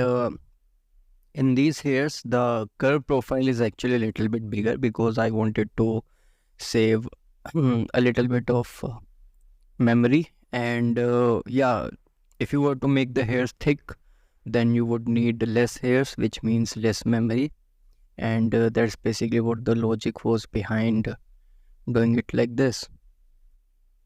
All right, now I'm going to hide the mesh on top of which our braid actually have been groomed. So this is what we have now, and this is actually the way that we are going to be creating all the nodes. And now all we need to do is we need to just add a few of the one that are outside, basically. So the threads that are outside, what you can do, you can actually just randomly select bunch of them, press L in order to select, and after that invert your selection and delete everything. And now you can just pretty simply scale them up, and just go into the edit mode and start pulling and pushing them around to make them look like some threads that are on top. So yeah, right now I'm actually just adjusting these on the front axis, basically on the y axis actually front. All right, so now we can actually just start doing this. So I guess I'm gonna be using the smooth fall off, and this is what we are gonna get. So I really hope that it actually makes sense what I'm doing, because I'm actually doing something really really simple. I think it's not really that complicated. It does take a little bit of time, but it's not really that time consuming actually. You can just do something like this in like 10 minutes. I mean, if you think about it, this video is like 30 minutes long, and yeah, I think you can just do this in 30 minutes if I'm being honest.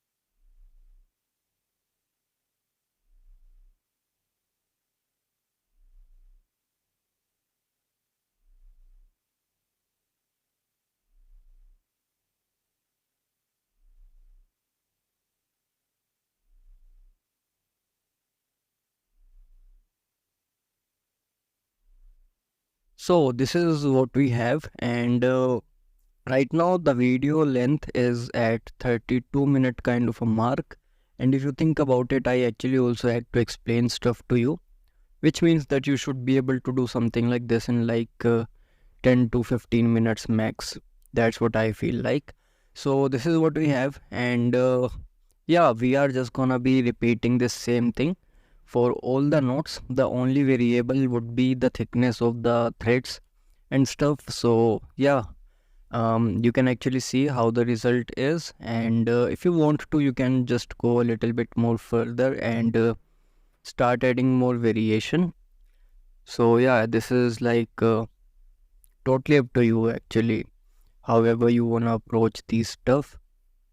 And in the end, you are eventually gonna be getting the file, so you can actually just look at all the notes to see what exactly I've did. And yeah, we are gonna be doing this um, threads on top of the dreadlock, and I actually need to figure it out. Actually, I've already figured it out. I know how I did it. So I'm just gonna show it to you, like how I was able to achieve it. And after the note, by the way, we are gonna be adding a plane over here, and then from that plane we are gonna be extruding the hairs like this. So this is also something that I feel like should not be that complicated, right? We are just gonna be adding a plane and extrude the hair. So as simple as that. Similarly, we are gonna be doing the same thing for these ones. We are gonna be adding a plane over here and then extrude the hairs like this.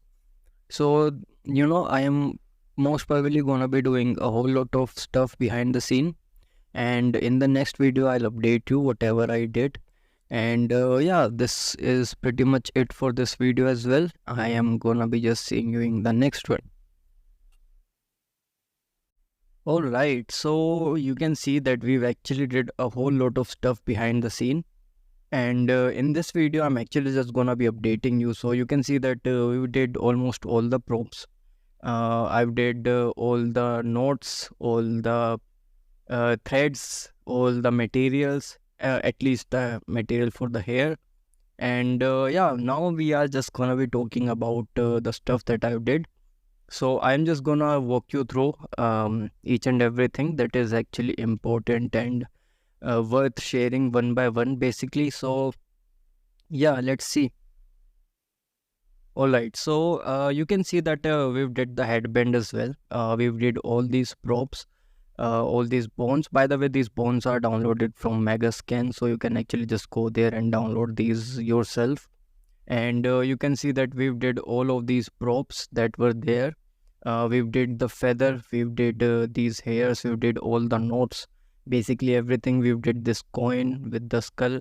By the way, this coin is also downloaded. So yeah, we've also did this thread that was going with the braid. We've seen that. We've also did this furry kind of a thing. I don't know what you call that in English, on the headband, these stuff that you usually have on your cotton or sometimes woolen clothes.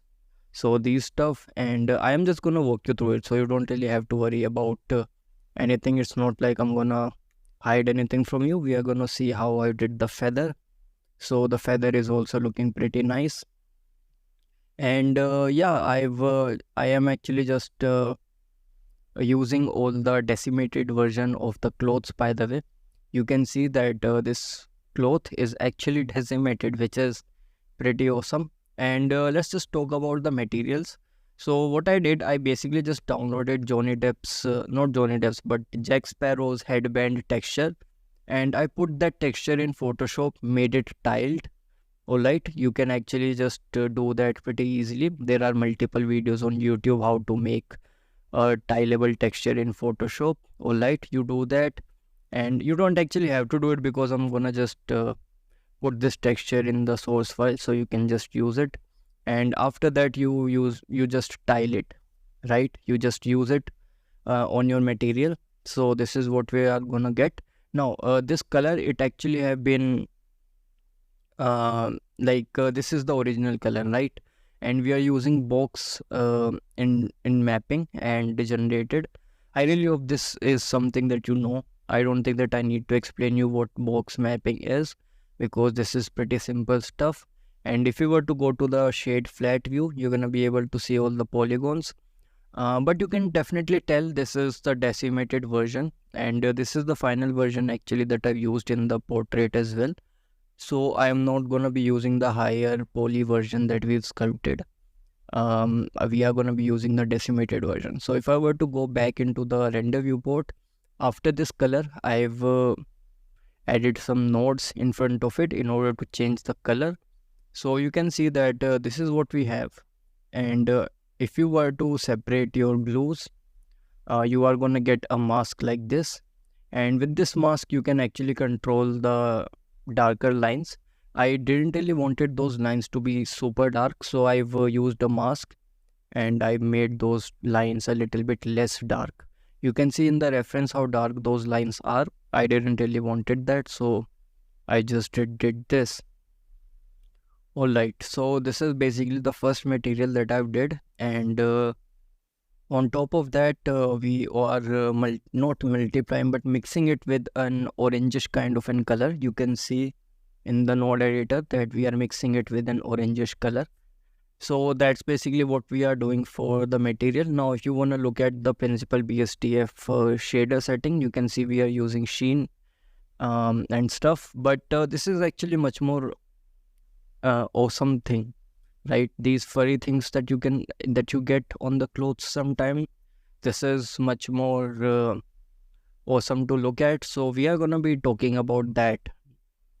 So how I got this fur? This is actually pretty simple. We are just rolling the hair. So I'll show you. First thing first, you do the interpolate thing. Pretty simple, right?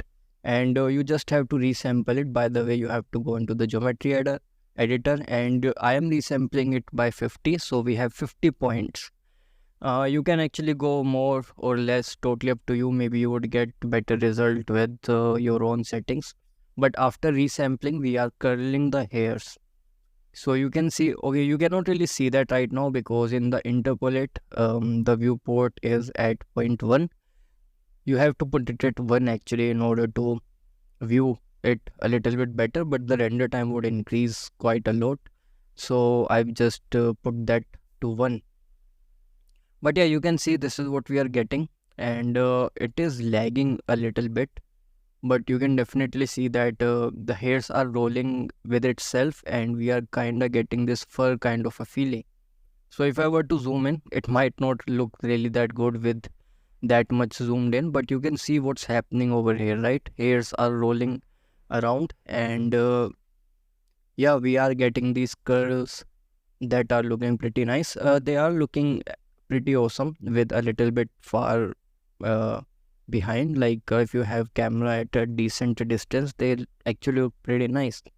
So after the curl, we are rolling the hairs, and this is where the actual magic is happening. And we are rolling the hairs multiple times. So you can see all the settings. The radius is pretty small. It actually have to be pretty small because if you won't have the radius small, they won't roll on each other, right? So we have to make sure that the radius is small. You can just see the settings, by the way. These are the settings that I'm using to get a look like this. And yeah, I think this is one of the best parts of the entire portrait, and I'm really proud of it actually. And it didn't really took super complicated nodes as well. Like it only took 2 or 3 nodes. So that's pretty awesome. And now we can actually just look at some other stuff. For example, alright, we can also now look at some of the materials, I guess, or let's see. So yeah, I've just modeled these, by the way, and you can see it's not really that complicated. You just add a cylinder and then you sculpt some stuff out, and you would just get that. So now if you were to look at it, I've applied everything, like every modifier, and then I've pinched them together.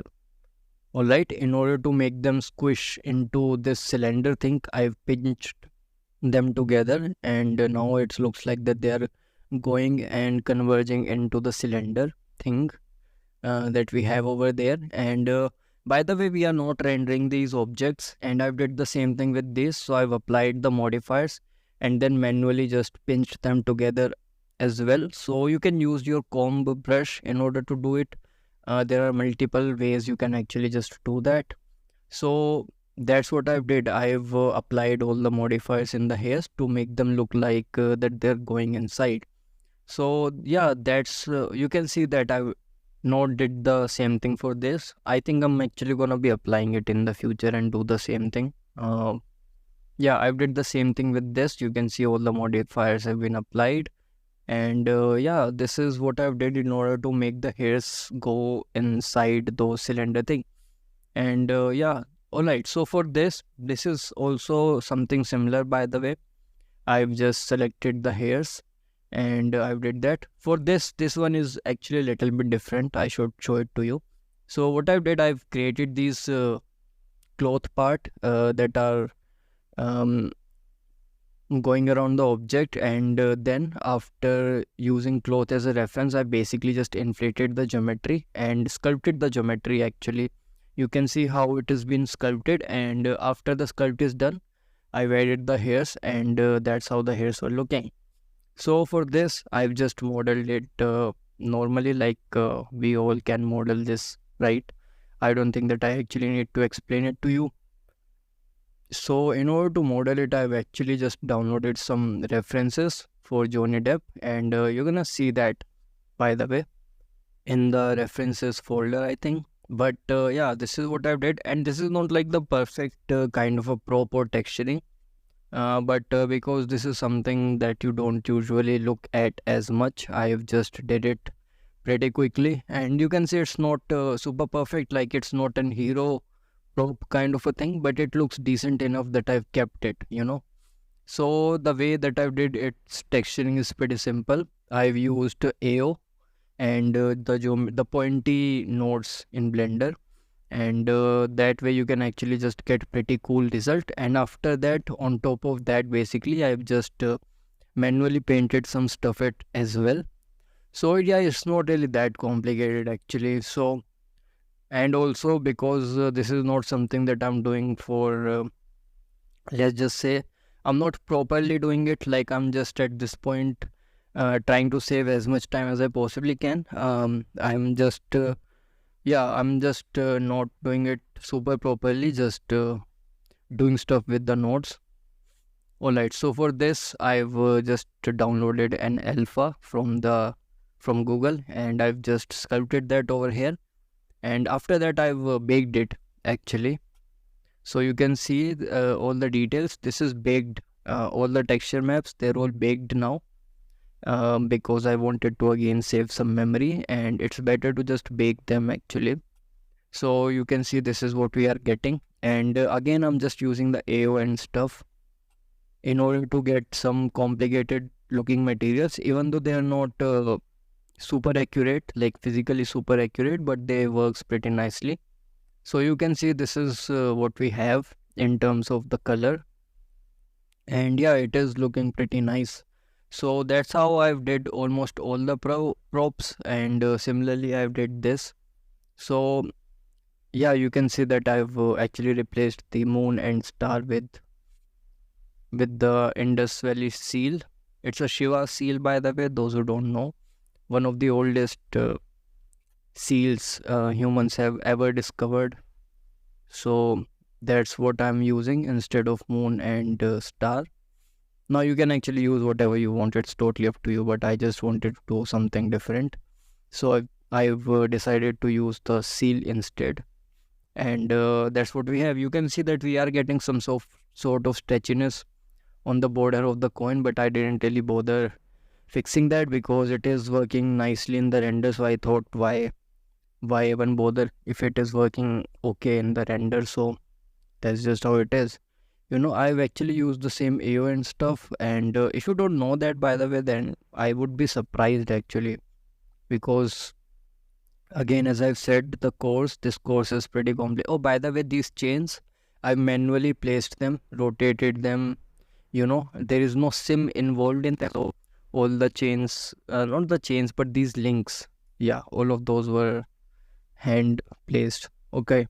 After that, I've actually used the magic texture, and using the hue saturation node, I've made it look more greenish and bluish, and that's actually what I've did for these. So you can see that I've saved a whole lot of time, you know.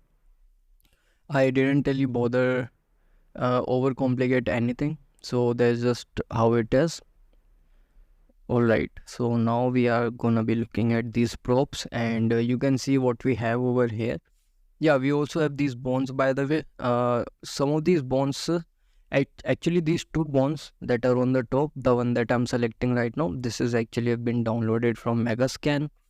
So obviously we want to save time, and if you do have something like this available online, why not just use it, right? So these two both of these two are downloaded, and this one is also pretty simple. You just create a material, and then you create a mask, and using that mask you basically assign second material to the edges, and then you bake all the stuff. So that's how you would get something like this. Now again you can see that there is a seam behind, and yeah, it is behind, we cannot really see that in the render, so it's okay. And we did the same thing with this using the AO. You can see that I've actually painted some of the stuff in this particular object. You can definitely see the painting, right? So I've used the noise texture with the painting that we've used with the eyeball. Remember, we've used the noise texture when we were painting the eyeball. But so I've just did the same thing with this, and this one is modeled because I wasn't really able to find something similar to this. So this particular bone is actually modeled and textured. So I've just used the normal texture painting, or I think I painted it in the sculpt mode, I don't remember. But yeah, this is actually the painted one and modeled one. So everything that you're seeing in the 3D viewport right now, it's all been done by me. Now for the teeth, the silver teeth, it's pretty simple. Okay, before we do that, you can see that I am not really trying to copy it 100%, but I'm just trying to make it look decent enough that it actually works with the portrait. So that's what we have right now. And after that, you can see all the settings, by the way, the radius of the subsurface scattering and the scale of it. So that's what we are using. Alright, so even the texture paint that I did, I am just using a node, and for the teeth it's pretty simple. I'm just using full metallic and roughness is at 0.2. I'm not overcomplicating this part. Alright, now we have these ropes kind of a thing. Now these are pretty awesome as well. So what I'm doing, I'm actually just creating a rope material from Polygon. You can get this particular texture set for free, by the way, and you can create ropes with this. And you can see there is a seam there. I don't know if you can spot it, but what you need to do, you basically just need to use the displacement node, and it would look like yeah, you can see that the seam is inside. So that's how you would basically hide all the bad stuff, because we cannot see the inside part, it doesn't really matter. And you can see that we are actually displacing the torus object here to make it look like rope, and then we are adding some curves here to make it look like some strand of rope that are coming out of this object, and this is what we have in terms of rope. So yeah, you can see that I'm actually using 0.34 metallic for the rope, because if you think about it, sometimes these jute ropes, they kind of look like that they're emitting some sort of light. Not light, but they're reflecting light, like it's metal. And yeah, this is what we have. So yeah, I think this is also one of the nicest material that we've created. Alright, so now we would come to the hair. So for the hairs, it's also pretty simple actually. Alright, this node, I don't know what that node is, so let's just delete that. We are using a pretty simple node setup. So we want to make sure that we create a gradient first, and in order to do that, I've actually used an curve info node, and in the curve info node I'm using intercept. So what we are doing with the intercept is, if I were to control shift click on it, alright, let's see. So don't just control shift click already. Alright, I'm showing you the shader right now actually. So you can see that in the edge part of the hair we have golden hairs, and on the area where the hairs are growing, they are black. So first thing first, we are going to look at intercept.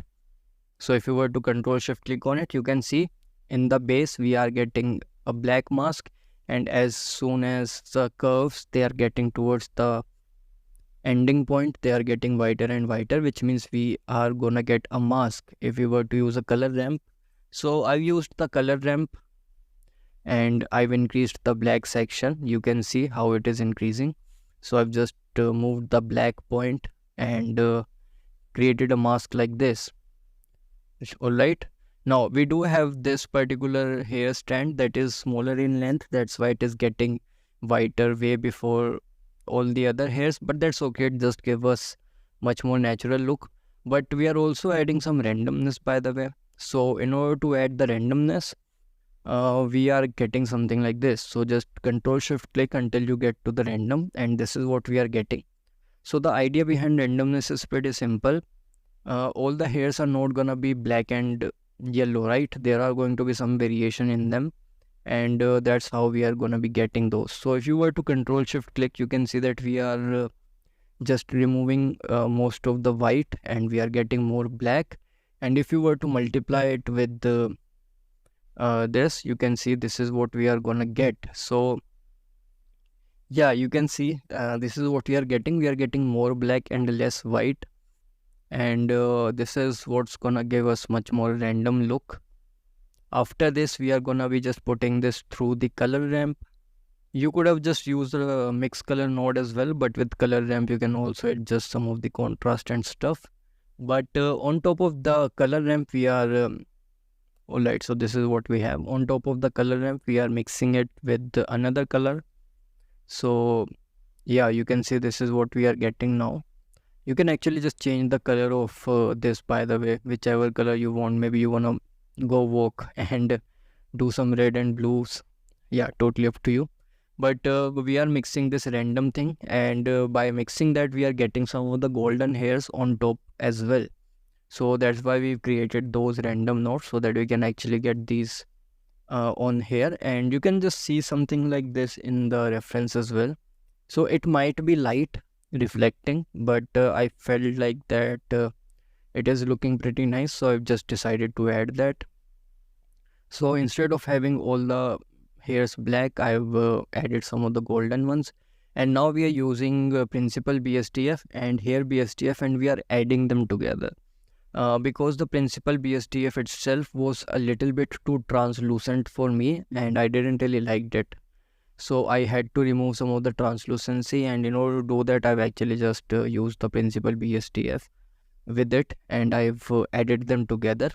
And both of them together is actually giving me perfect amount of translucency that is working for my hairs. Now you don't have to. Maybe the hairs in your scene, they actually work fine with the principal hair BSDF only. So yeah, just experiment and you would be good to go. So you can see the settings that I'm using. Obviously I'm not gonna be using any subsurface, because all the translucency is coming from the principal hair BSDF. So that's just how it is. Now I am just using the same hair shader, and there are just going to be little bit of differences. So the only difference is actually going to be the settings. So maybe in some areas the color ramp would be different. For example, in this, if I were to go to the render viewport, you can see in order to get less black, I am not increasing the black as much. It was there before, right? Remember, it was there, but in this case it's not. And even in this, the contrast is not much. Remember, in both of these nodes, the black was still here, but in this case it's not, because we don't want that much black. We actually want more golden hairs in this case. So it's basically the same node setup, but the settings are different, so we are getting a different result. All right, so these are basically the hair setup, hair shader setup. Yes. And you are not going to believe it, but for the mustache we are doing the same thing. In this case we are changing the color. So if you were to look at it, it's not golden, but it is more whitish, and you might be thinking that it is looking weird, but in the render it actually looks pretty good. So I've kept that, you can see how it is looking in the render. So I've kept it, and yeah, I think this is actually pretty good. So I didn't really need it to make them look a little bit more golden. The white is working fine for me, so I've kept it. All right. Okay, so right now Blender is lagging a little bit, but yeah, it's okay, I guess, still. So you can see at the edges, I've actually made them a little bit whiter, so it looks like that they are blending with the skin pretty nicely. So that's why you are getting something like this. And yeah, you can see how it is so By the way, this is getting pixelated in rendering, which is a little bit weird, but sometimes it does happen with Blender, so it's okay. Alright, so for all the facial hairs, we are basically using the same thing, not just for mustache. So yeah, I don't think that I need to show you every single node setup.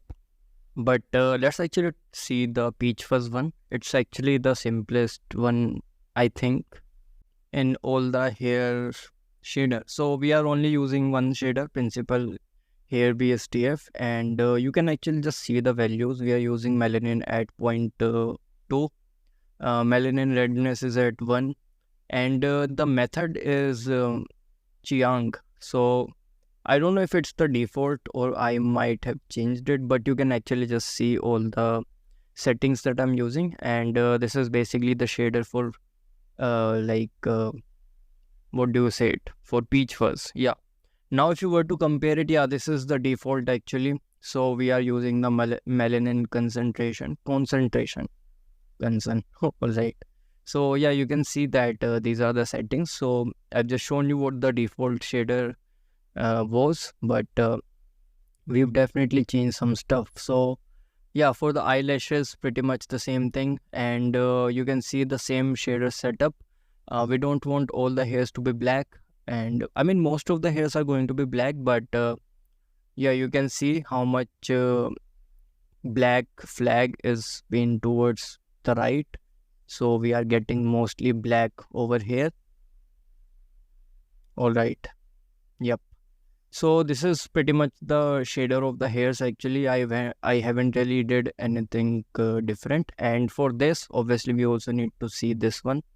So for this, I'm using translucent instead of hair principal BSDF, because I think the melanin and stuff was making the color a little bit weird. So I've decided to use the principal BSDF with the translucent BSDF and mixed them together.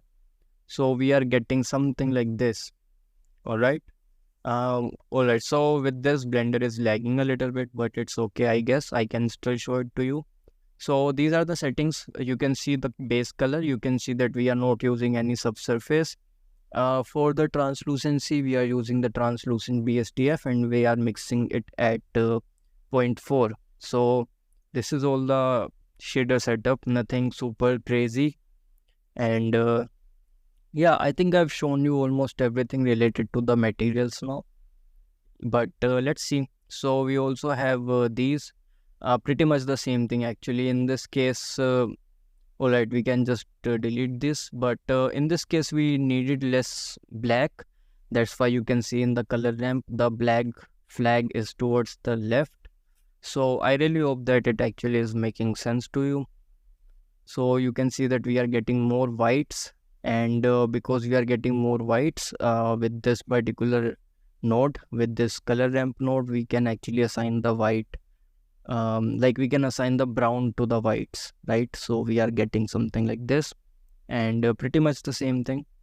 So this is what the final shader looks like for the hairs. Most of the hairs I think are pretty similar. The peach fuzz one was only different, and it only contained one node. So for these, let's actually also look at them. The way that I've made them was pretty simple actually.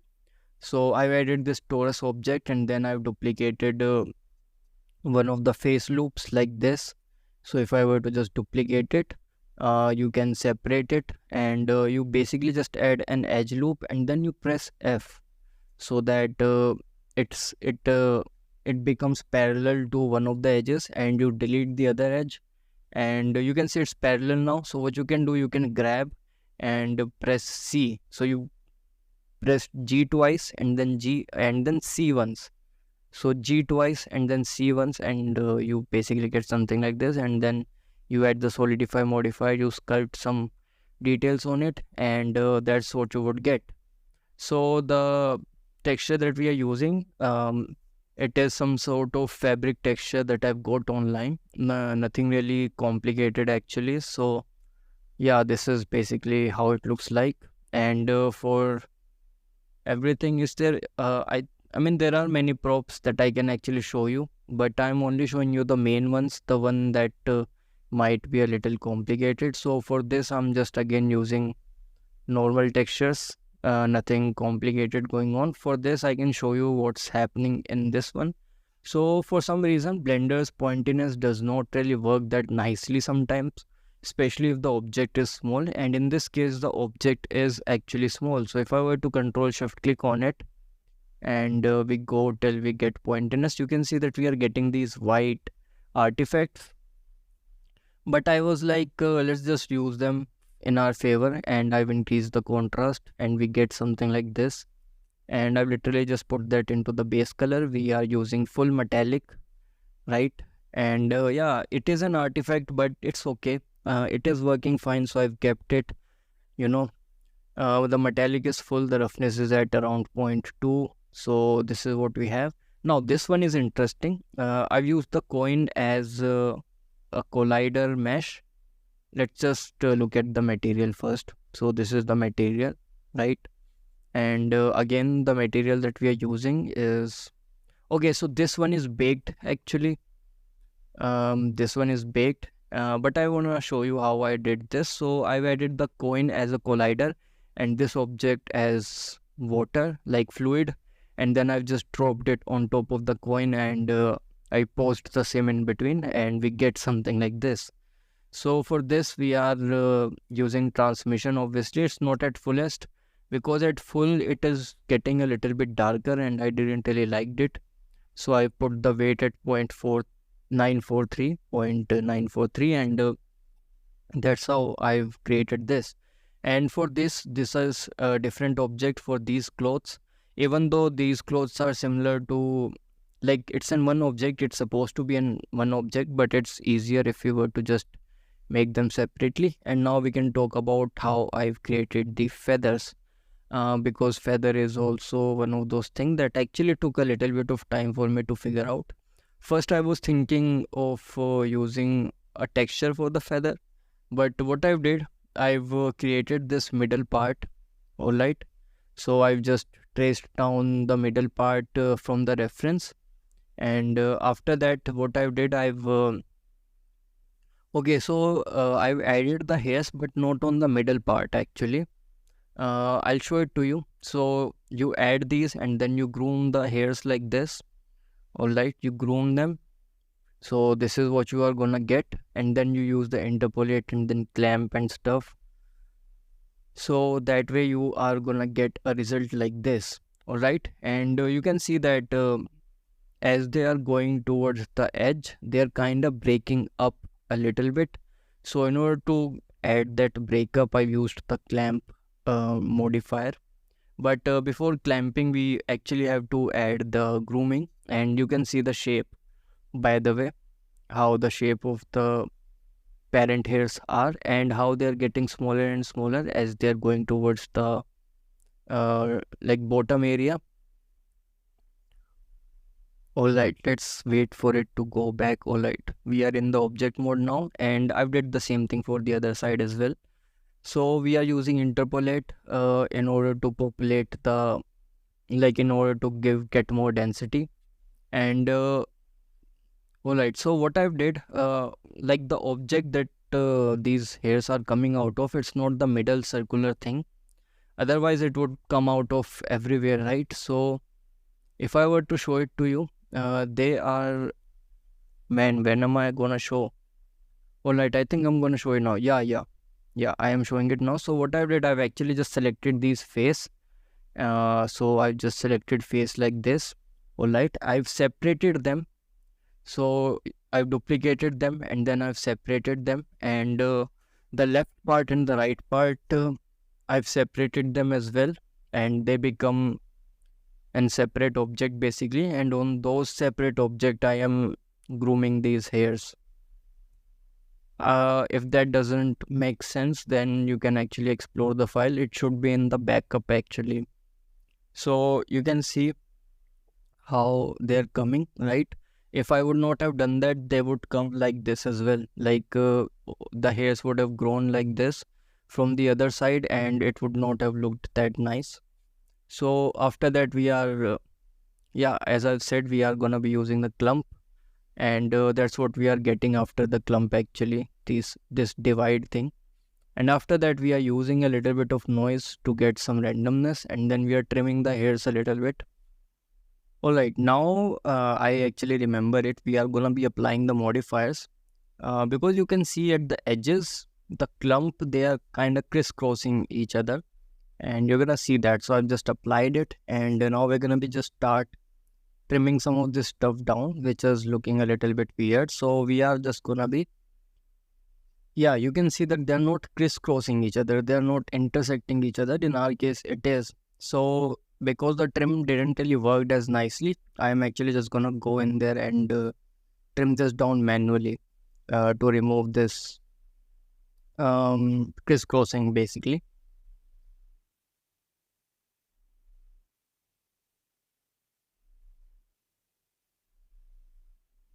Alright, so I guess this is better now. And yeah, this is definitely better. And if you think that you've trimmed a little bit too much, you can always just hold down control to grow them back. So it's not really that big of a deal. Alright, so I'll just do the same thing on the other side, and then we'll be done with the feather actually.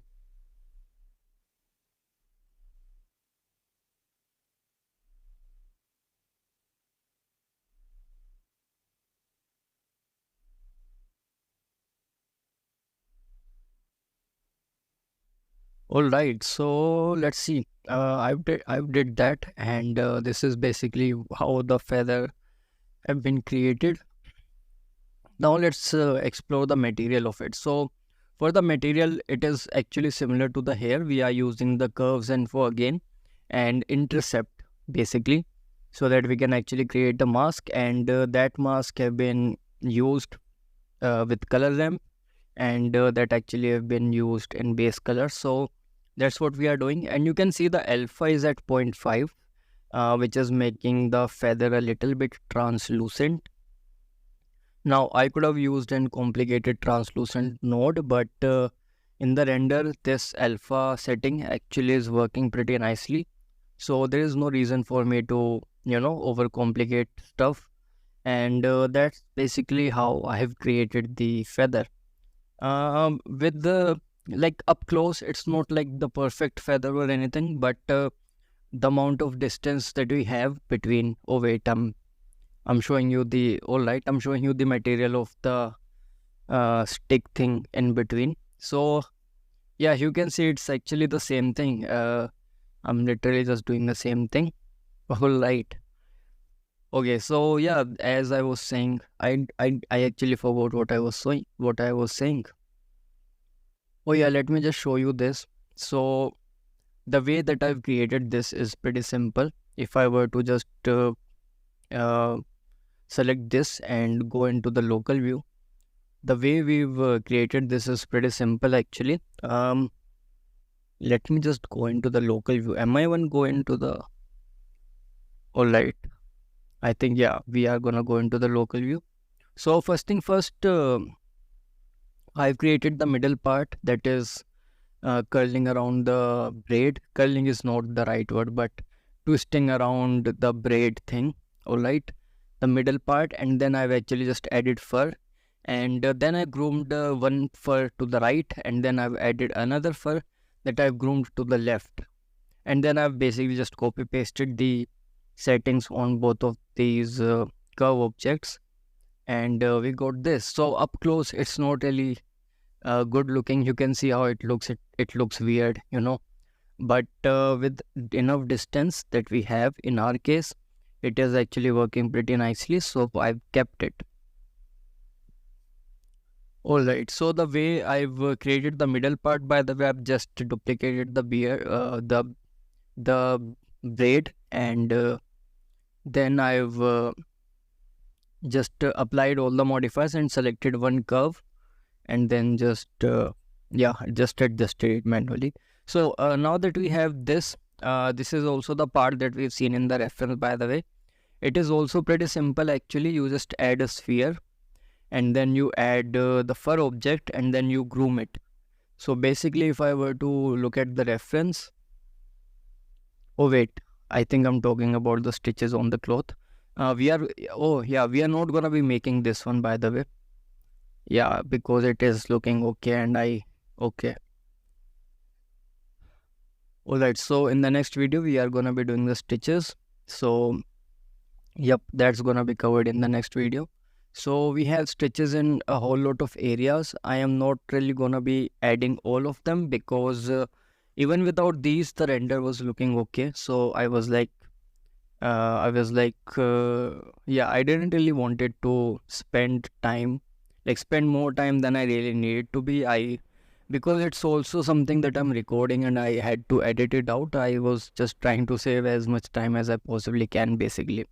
So in this case, you can see how the render is looking. All we need to do is to add some material to the clothes, and we need to add some stitching, and then we'll be done basically with the course. So this is the second last video and I've shown you everything. And if there is something that you might not have understood, please just explore in the file. Actually, you should be able to um, get all the answers in the file.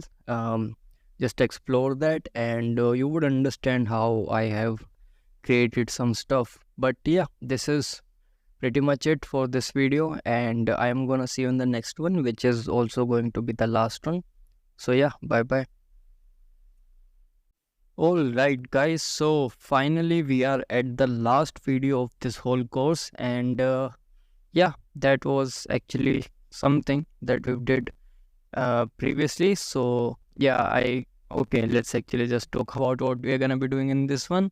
So as you can see, we are gonna be making the stitches, and if I were to show you the file, like behind the scenes stuff, you can see this is something that I've created. Now before I did the stitching, I basically downloaded some stitches pattern, and I felt like if I were to show it to you, wait, where is it?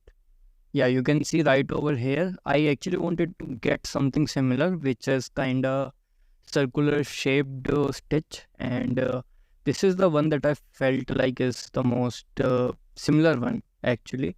And you can also see that it does not really follow any specific pattern. It is pretty random actually. Even though it's circular, it is still random. So what I was able to do, I've actually just added the grease pencil, and then I've gone into the draw mode and basically just drawn this, right? So just drawn this, and after that what I did, I've gone back to the object mode and then right click and convert it to Bezier curve. You can just delete the grease pencil object now that we have the curve. So this is what we have, and you don't even have to smooth anything, but you can. I am gonna be smoothing stuff out right now, and we also need to recalculate the handle. So right click and wait, first thing first, you can actually put the handle to vector, not vector. Wait, what type was it? Alright, you must have seen that in the video. Alright, I forgot what handle type I've used, but yeah, I've used this, and if you want to, you can actually just delete some of the points, but it isn't really necessary. I'm just showing you that you can. So yeah, you can actually just select something like this, and you can actually just delete it. So you are gonna be getting rid of some of the extra vertices, but if I'm being honest, you don't even have to do this actually. And yeah, you're gonna have to do all the smoothing stuff again, so recalculate and stuff. But yeah, you don't actually have to do it. If I'm being honest, it doesn't really matter. Like, the geometry is not gonna be increased, I think. So yeah. Okay, so the next step would be to put the resolution at 1, which is the minimum, and then go to your bevel and basically add some depth. So you can see this is what we are gonna get. You can actually add 1 resolution to it. So you are just gonna get something similar to what I've already created. And after that, what you need to do is, wait, alright, let's actually just, yeah, wait, why have I this part selected? Oh yes, I remember it now. We are gonna be copying the node from this one because it already have that rope displacement, right? So we can actually just use that over here. So if I were to link material and delete it, we are gonna have same material over here. So if you were to just convert it to mesh, and we are gonna be doing a UV unwrap in order to get that material looks nice. So we already have this UV, which you can literally just stretch out and just stretch it in the X direction. And now if you were to go into the render viewport, this is what you are gonna get. So as you can see, this is what you are getting. And if you feel like that in some areas the rope is stretching a little bit too much, you can actually fix that, but let's just adjust the displacement first. So 0.01 is, I think, alright. Let's try 0.005. It doesn't really matter. It's gonna be fairly far from the camera, so you won't be able to see all these details. But what you can do, you can actually just select a face and UV unwrap by follow active code, and now it's gonna adjust its faces according to the model, and all the stretching would be gone. So you can see we don't have the stretching in the texture anymore, and that's how you would fix it. So now that we have this, what we need to do now is we just need to use this and put this into, not into, but put this on the clothes and make it look like stitching. So I'm just gonna be copying it, and let me show you how I did it. So it's actually pretty simple. Let me just delete this, and let me just delete this curve. I was just practicing. So that's what it is. So what you need to do now is you basically just need to add another grease pencil. So just Shift A and grease pencil blank, and you go into the draw mode. Yep. And then you just draw all the stuff. Make sure that you are drawing on the surface, right? So you just have a reference, and you should be able to draw it on the surface. If you cannot do that, then there is a setting for it. So just draw whatever you want, and you are gonna get something like this. Now you can see that it is a little bit above the surface, which is not something that's gonna work out for us. So if you were to go to the surface, you can actually put the offset at 0, which means that it is going to be perfectly aligned with the surface now. And now if you were to draw something, you can see that it is exactly on the surface. Alright, so now we are gonna be just converting it to a Bezier curve again, and you can just delete the crease pencil tool. Alright, so this is what we have, and you can just do the same thing, in which you can just put the line type to aligned. Okay, the handle type was aligned, I get it now. Okay, so now the next thing would be you can actually just use a shrink wrap modifier and shrink wrap it. I've accidentally selected the different cloth. Okay, I am selecting that again.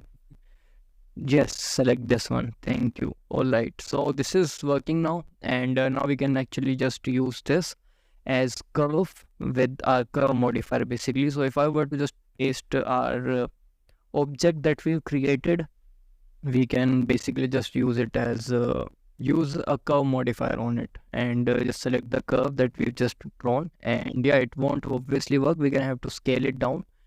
Sometimes curve modifier does behave a little bit weirdly, if I'm being honest. For example, right now you can see the orientation is not correct, so we're gonna have to change that, and I'm gonna have to rotate it on the z-axis. Okay, that didn't really change anything.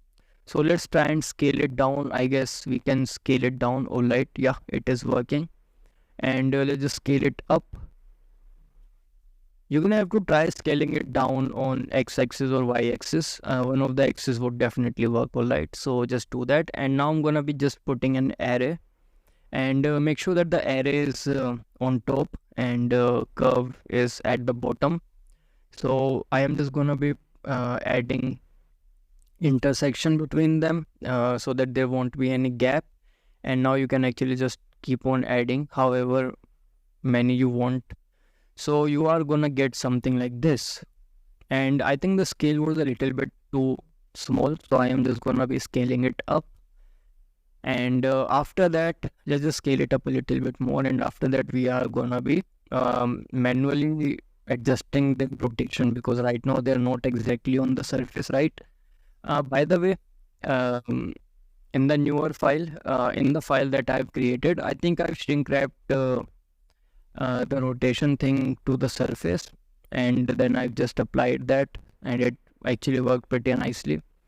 But yeah, you can just adjust the rotation like this as well. So just select your curve, and I think it's Control T. I think it's Control T for twist, and you can actually just give some twists to the curve, and it would align your stitches to the mesh. So that's how I've actually created the mesh. I'm gonna be just doing that on the whole area wherever I feel like I need the stitches. So yeah, now all I need to do is to just go in there manually and basically just adjust the twists in the curve to align the stitches with the cloth. Yes. And if I'm being honest, after that, we'll be done with the video. So yeah, that would actually be it. And we also, I mean, if you want to, you can add these. I'm not really gonna show it to you because I think it's pretty simple to add. You just add some mesh and create the stitching pattern and use an array and curve, basically the same thing. So I don't think it's really that complicated for me to explain. And yeah, this is actually pretty much it in this video. All we need to do now is to just select the stitch curve and twist it basically to make it aligned with the cloth. I know it's in manual work, but that's just how it is. Also, there is one thing that you can do. Oh yeah, I am actually showing you the light setup. Okay, that's good. That's good actually that I'm showing it to you. So you can see there is only one light. But I do remember that I've added another light afterwards, after the recording behind the scene. A light for the rim, actually a rim light is also something that I've added afterwards. So these are the two lights. I'm actually really sorry that I'm not showing you the rim light, but you are gonna get the whole scene in the file again, so you can actually just explore it yourself. And now in the stitching, all you need to do is to just rotate it, twist it basically, to align it with the cloth, and that would actually be good enough, I guess. So yep, that's just how it is. So let's see if I'm actually gonna be adding the twists or not. Okay, wait, I don't think that I'm not adding the twist. So that's basically it, guys. I've shown you the process, and I know it's in manual labor to align it with the cloth, but that's just how I did it. Maybe you have some better ways of doing it. And yeah, now that the video is ending, I'm just gonna say thanks a lot for buying the course. I really hope that I've not rushed the end part, and you did understood everything that I was trying to say. And yeah, I'm just gonna see you maybe in the next course.